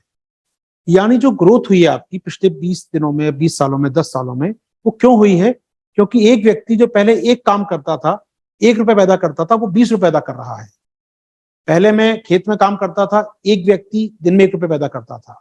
आज मैं सर्विस सेक्टर में काम करता हूं, मैं सॉफ्टवेयर इंजीनियरिंग में काम करता हूं, एक व्यक्ति एक दिन में लाख रुपए पैदा करता है तो इनकम कई गुना बढ़ गई ना, तो उसकी उत्पादकता बढ़ गई कई गुना। रोजगार नहीं बढ़े हैं, उत्पादकता कई गुना बढ़ गई। जो मैं एक काम करता था 100 का काम कर रहा हूँ। वही मैं 8 घंटे काम करता था, 50 रुपए सैलरी मिलती थी, अब 8 घंटे काम करता हूँ 50,000 सैलरी मिलती है, तो उत्पादकता ज्यादा हो गई मेरी यहाँ पर। ठीक बात है। इस कथन को समझाइए, समझा दिया आपने आराम से। ऐसे समृद्धि प्रतिरूप को प्रस्तावित कीजिए जो श्रम उत्पादकता में समझौता किए बिना अधिक रोजगार उत्पत्ति में सहायक हो। यानी आपको ऐसा कुछ मॉडल बताना है यहाँ पर सरकार को 250 वर्ड के अंदर, जो मेरी उत्पादकता कम ना करे, मैं 50,000 का ही काम करूं लेकिन बाकी रोजगार भी पैदा हो जाए। ये तो हमने कहा, आपको पीछे चार्ट बनाया याद है कि सेवा क्षेत्र कम नहीं करना, मुझे कृषि में आय बढ़ानी है, उद्योग बनाने हैं, कुशल बनाना है, समावेशी विकास करना है, लेकिन सेवा कम नहीं होनी चाहिए। सेवा से कोई समझौता नहीं, वो तो ग्रोथ देती है देश को यार। सॉफ्टवेयर इंजीनियर 50,000 कमा के देता है देश को, वो तो चाहिए ही चाहिए। बाकी लोगों के रोजगार कैसे बढ़ाओगे ये बताओ मुझे। ये बड़ा इंटरेस्टिंग क्वेश्चन था। ऐसे समृद्धि मॉडल को बताइए, प्रस्तावित आपसे पूछा है, बताइए आपके पास कोई मॉडल है जो श्रम उत्पादकता समझौता किए बिना रोजगार उत्पत्ति में सहायक हो। कोई इकोनॉमिक्स नहीं चाहिए इसके लिए, आपने इकोनॉमी की बिल्कुल समझ नहीं है, चल जाएगा। मुझे इस आंसर को आप दे पाएंगे आराम से। जो हमने अभी तक एक क्लास की है आपके साथ, 2-4 घंटे बैठा हूं, क्या इस क्लास को हम इस क्वेश्चन कर पाएंगे आपके लिए? हो पाएगा क्वेश्चन ये? यानी हमें क्या करना है दोस्तों, अल्टीमेटली इस क्वेश्चन को समझेंगे तो बता दीजिए श्रम उत्पादकता कारण संभव हुआ है तो 91 से 2023 में हम खड़े हैं। देश का जीडीपी इतना था जितना हो गया, इतने से इतना हो गया, रोजगार तो बढ़ गया, मतलब उत्पादन तो बढ़ गया ना, लेकिन क्या रोजगार बढ़े? नहीं। कुछ लोगों को बहुत अच्छा काम मिल गया है और अधिकतर लोग कम काम में काम कर रहे हैं।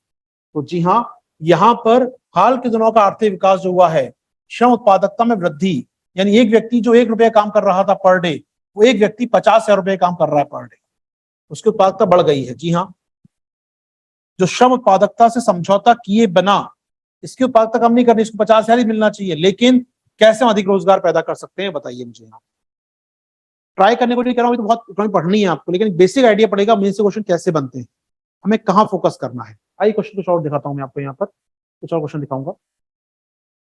कृषि छोड़ दीजिए।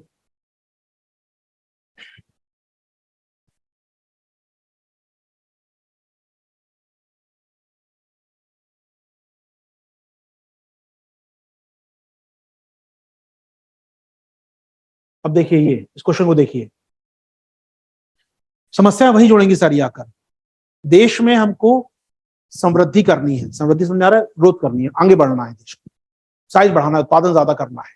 ठीक है, और उत्पादन कैसा करना है? समावेशी चाहिए हमको, सबको रोजगार मिले, सबको काम मिले, सबका साथ सबका विकास हो, ऐसा रोजगार आपको, ऐसी ग्रोथ करनी है नहीं, इंडस्ट्री बनानी पड़ेगी आपको। इसके लिए कृषि में अच्छा करना पड़ेगा, इंडस्ट्री में अच्छा करना पड़ेगा, सर्विस में अच्छा करना पड़ेगा, तभी सभी लोगों को रोजगार मिलेगा, समावेशी होगा।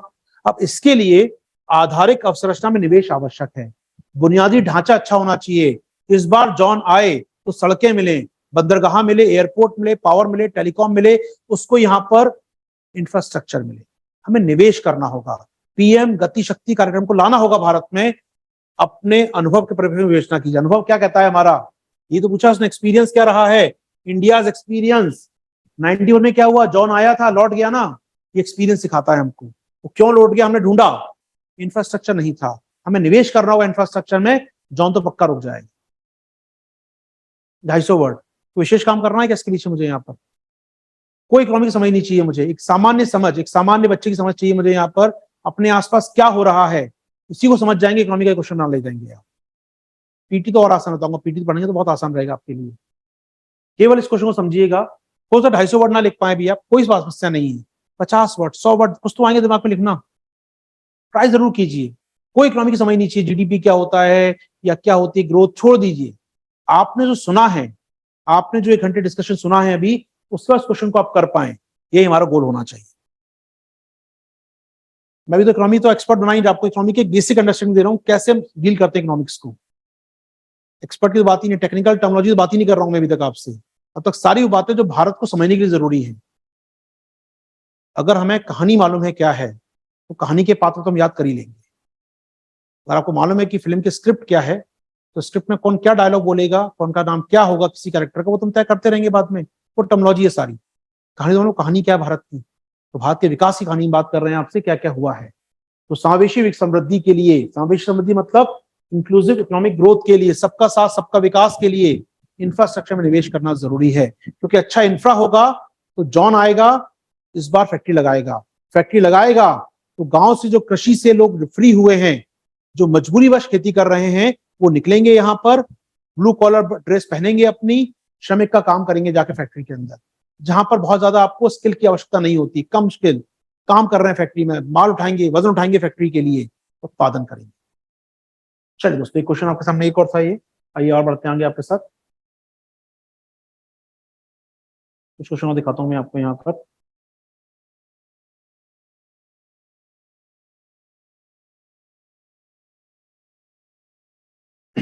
हर 2 साल में क्वेश्चन दिखाता हूं मैं आपको, इस बार आते हैं यूपीएससी के।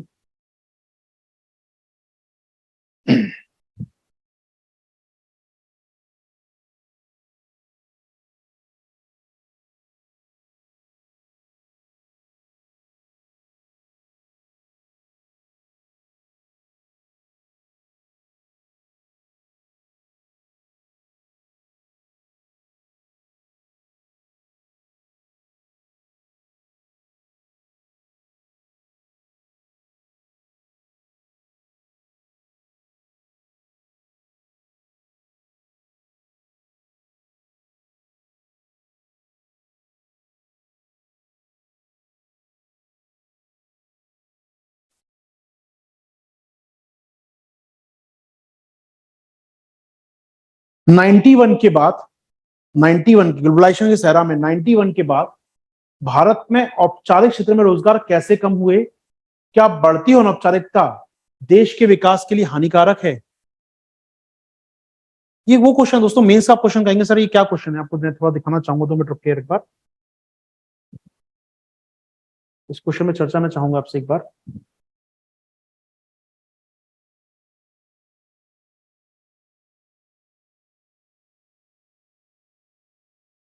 इलेवेंथ क्लास की आपकी एनसीईआरटी है, ठीक है, एनसीईआरटी 6 नंबर चैप्टर है एनसीईआरटी का आपका, ठीक है।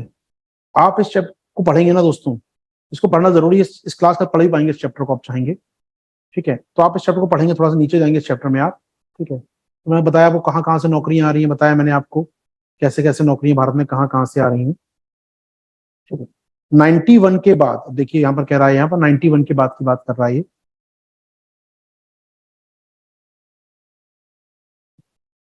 ये बात कर रहा है 91 में कैसे कैसे काम हमारे हुआ है काम, ठीक है। प्राथमिक क्षेत्र में कृषि में कितने लोग काम कर रहे हैं, फैक्ट्री में कितने लोग काम कर रहे हैं, सर्विस सेक्टर में कितने लोग काम कर रहे हैं, ठीक है। अब देखिए 1960 से 2010 तक का डेटा उन्होंने दिया है यहाँ पर। अब बड़ा इंटरेस्टिंग डेटा आप समझिएगा, अभी जीडीपी मत समझिए, केवल ये देखिए, ये आपको देख के समझ आ रहा होगा, बड़ा अच्छा चार्ट है अपने आप में। देश की समृद्धि मत भूलिए, जीडीपी क्या होता है छोड़ दीजिए, देश में हर साल मतलब पहले 10 रुपए कमाया, साल 12 कमाया, साल 15 कमाया, देश की समृद्धि, देश कितनी इनकम कमा रहा है, ठीक है, देश की इनकम।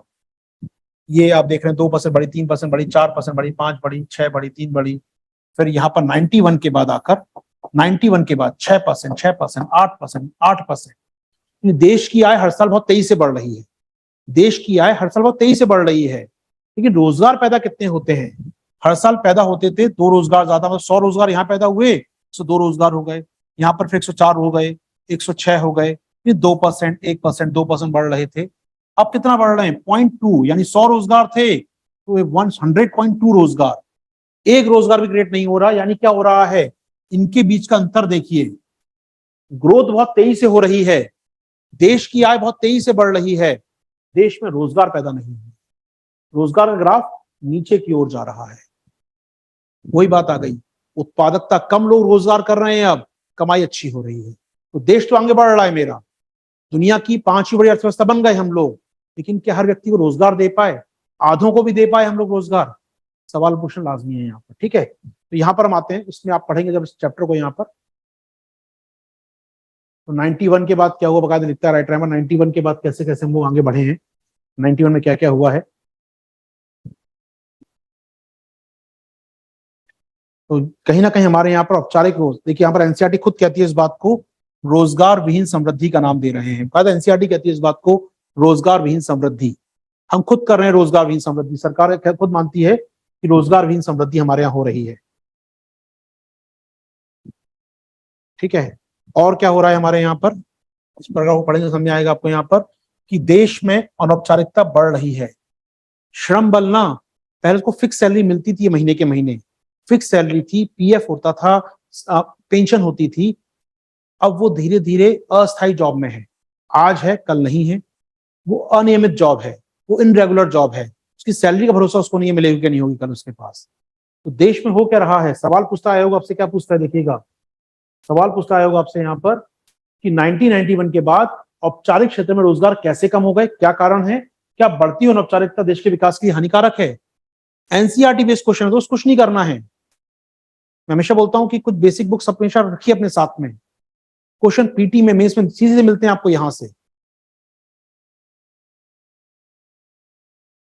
सर बुक का नाम बता दीजिए, मेरा एनसीईआरटी किताब है यार, एनसीईआरटी है तो उसको चाहिए नहीं। तो 11th क्लास की भारत का आर्थिक विकास, मैंने पहली क्लास में बताया था आपको 2 एनसीईआरटी पढ़नी है, 11th क्लास की भारत का आर्थिक विकास और 12th क्लास की समष्टि अर्थशास्त्र।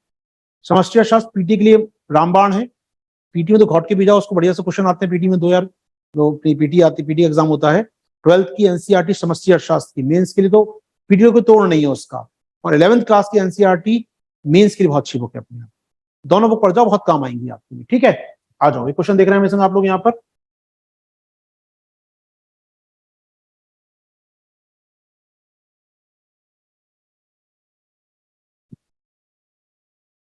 अब देखिए एक और क्वेश्चन देखिए, भारतीय विकास में जो हम चाहते हैं सबको जॉब मिले, सबको नौकरियां मिले, समावेशी विकास हो, वो क्यों नहीं हो पा रहा, क्योंकि हमारे यहाँ केयरलेस और यूजलेस मैन पावर है।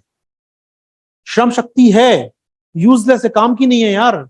40 करोड़ भारतीय आबादी बहुत है, जनसंख्या इतनी विशाल है, काम करने लोग है नहीं वहां पर, 5% लोग स्किलफुल है हमारे यहाँ पर, बेकार जनशक्ति। यूपीएससी कह रहा है क्वेश्चन में यार आपसे, और क्या चाहिए आपको, ये बेकार जनशक्ति है, काम की नहीं है कोई ये जनशक्ति।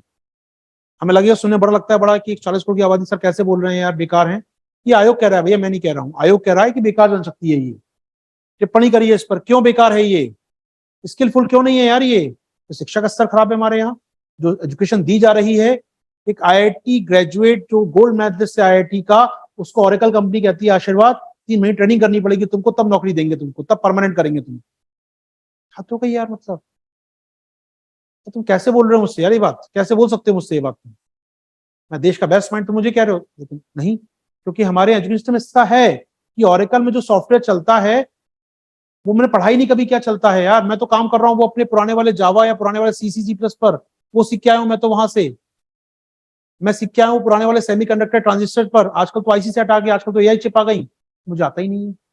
यानी हमारी शिक्षा जो दी जा रही है और जो इंडस्ट्री को आवश्यकता है, एक बहुत बड़ी खाई है इसके बीच में, उसको पाटना होगा, उसको दूर करना होगा, तभी ये बेकार जनशक्ति कामकार जनशक्ति बन पाएगी, ये केयरलेस यूजलेस मैन पावर हमारे काम आ पाएगी।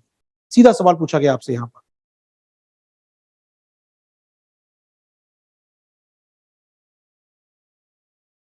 ठीक है, आइए कुछ क्वेश्चन दिखाना पसंद करूंगा मैं आपको यहां पर।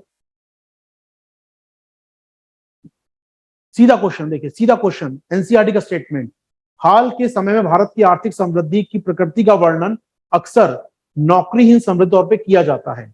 क्या आप इस विचार सहमत हैं? अपने उत्तर के समर्थन में तर्क प्रस्तुत कीजिए, एग्जाम्पल दीजिए। रहा एनसीईआरटी का डायग्राम, छाप दो बना दो, कुछ करना ही नहीं है यार, इससे आसान क्या मिलेगा मीन्स का पेपर आपको। यूपीएससी बहुत आसान है, बस हमें पढ़ना है बैठकर। तो गलती हमसे यही होती है कि हम ढूंढते हैं जगह जगह एनसीईआरटी बेसिक बुक्स को मिस कर देते हैं। पढ़ो यार, बिल्कुल यही चीजें हैं एग्जाम में। पीटी तो इतना आसान हो जाए बता रहा हूँ मैं आपको, पढ़ लीजिए 1-2 महीने, अपना इकोनॉमी तो चल रहा है, मतलब बोलता हूँ खून में घुल जाती है, इसलिए बोलता हूँ घुल जाती है क्योंकि घोल के पी जाते हैं उसको हम लोग। पहली क्लास में बोला था ना मैंने आपसे, इकोनॉमिक ब्लड सेल बन जाएंगी शरीर में आपके, होगा ये, बन जाएंगी रक्त कोशिकाएं शरीर में, आर्थिक रक्त कोशिकाएं आपके, लेकिन सुनते रहिए लेक्चर को आराम से। देख रहे हैं क्वेश्चन, एक्जैक्टली यही क्वेश्चन है, ये एनसीईआरटी लाइन लिखी है आपकी, देखें कहाँ गया एनसीईआरटी, कहाँ खुला मेरा, शायद यहाँ खुला होगा, यही था आपका, यही लिखा था हमने लाइन अंडरलाइन, नौकरी विहीन समृद्धि कहते हैं। ये नौकरी विहीन समृद्धि क्या है, ये डेटा रहा, आपको ये छापना है, और ये फ्लो चार्ट चाहे तो बना दीजिए यहाँ पर। यही है नौकरी विहीन समृद्धि, यही है नौकरी विहीन समृद्धि आपकी, इसी को कहते हैं नौकरी विहीन समृद्धि। ये समृद्धि तो हो रही है, ऊपर जा रही है, नौकरियां नीचे जा रही है।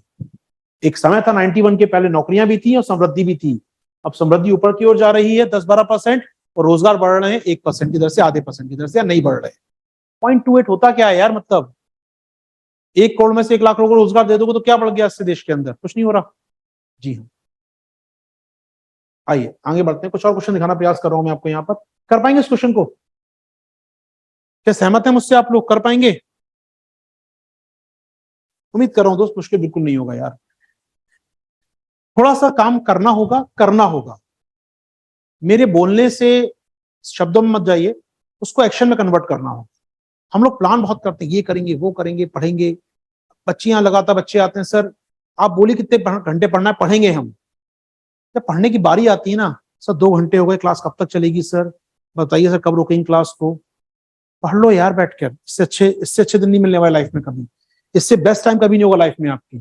मैं कल भी बोल रहा था, जो अपना सुपर 200 लॉन्च हो रहा था, तभी मैं बोला था इसके बाद की लाइफ तो हेल होने वाली है आपके ढंग से। जब जिस दिन आप पहुंचेंगे एकेडमी, आपको लगेगा एकेडमी थोड़ा अच्छा लाइफ होती है, कुछ दिन अच्छा लगता है एकेडमी के अंदर। मसूरी आप जाएंगे या हैदराबाद जाएंगे आप, तो आपको लगेगा अच्छा है, कुछ दिन अच्छा चल रहा है। उसके बाद जैसे पोस्टिंग मिली जिस दिन आपको ना, जिंदगी खत्म है उसके बाद। खत्म मतलब जो आपकी एंजॉयमेंट की लाइफ है खत्म हो जाएगी। सबसे अच्छी लाइफ टाइम चल रहा है आपका, ये सीख रहे हैं आप चीजों को। वहां पर जाके सीखना बंद हो जाता है। प्लीज सीख लो यार, एग्जाम दे लो, बन जाओ आईएएस अधिकारी, जो बनना है। लेकिन उसके लिए पढ़ लो यार, पढ़ो लिखो, ये काम करना है। चलो लौट के आ जाओ, समय मत खराब करें अपना, लौट के आ जाए। सर क्वेश्चन लिख के आपको शेयर कर दें? आई मत करो यार, अभी उस स्तर पे नहीं आए हो, बहुत सीधी बता रहा हूँ। अभी हम उस स्तर पे नहीं आए कि लिख के सबमिट कर पाओ। लिख के रख लो, खुश हो जाओ कि मुझे लिखना आ गया।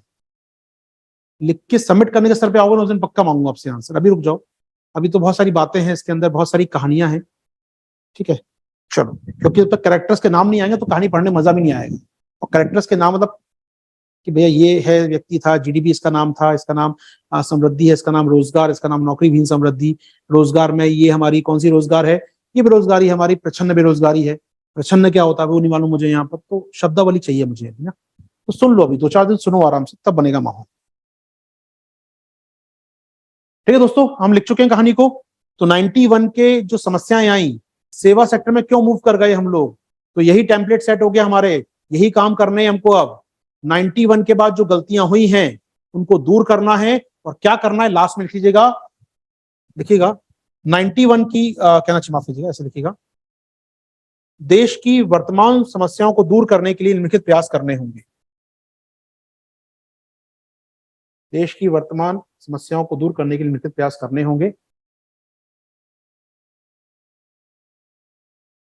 निम्नलिखित प्रयास करने होंगे।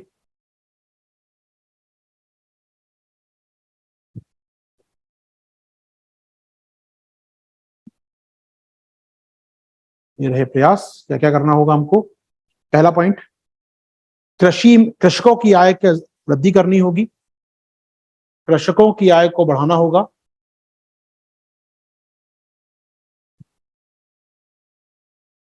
दूसरा, देश में औद्योगिक क्षेत्र को आत्मनिर्भर बनाना होगा। देश में औद्योगिक क्षेत्र को आत्मनिर्भर बनाना होगा। Self sufficient industrial sector. Third one, skill development. देश में कौशल विकास करना होगा। कौशल विकास करना होगा।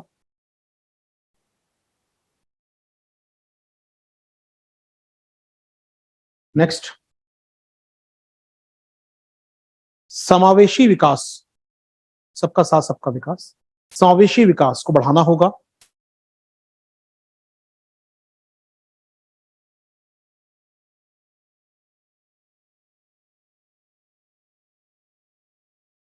और लास्ट में, सेवा क्षेत्र की समृद्धि को बनाए रखना होगा। सेवा क्षेत्र की समृद्धि को बनाए रखना होगा। सेवा क्षेत्र की समृद्धि को बनाए रखना होगा।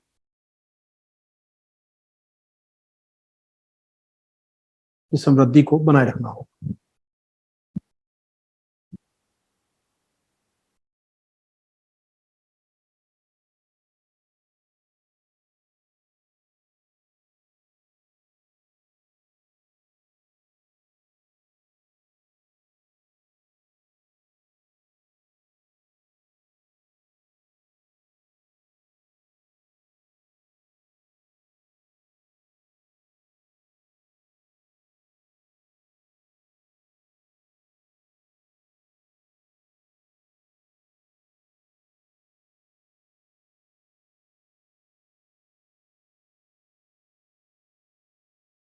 चलो,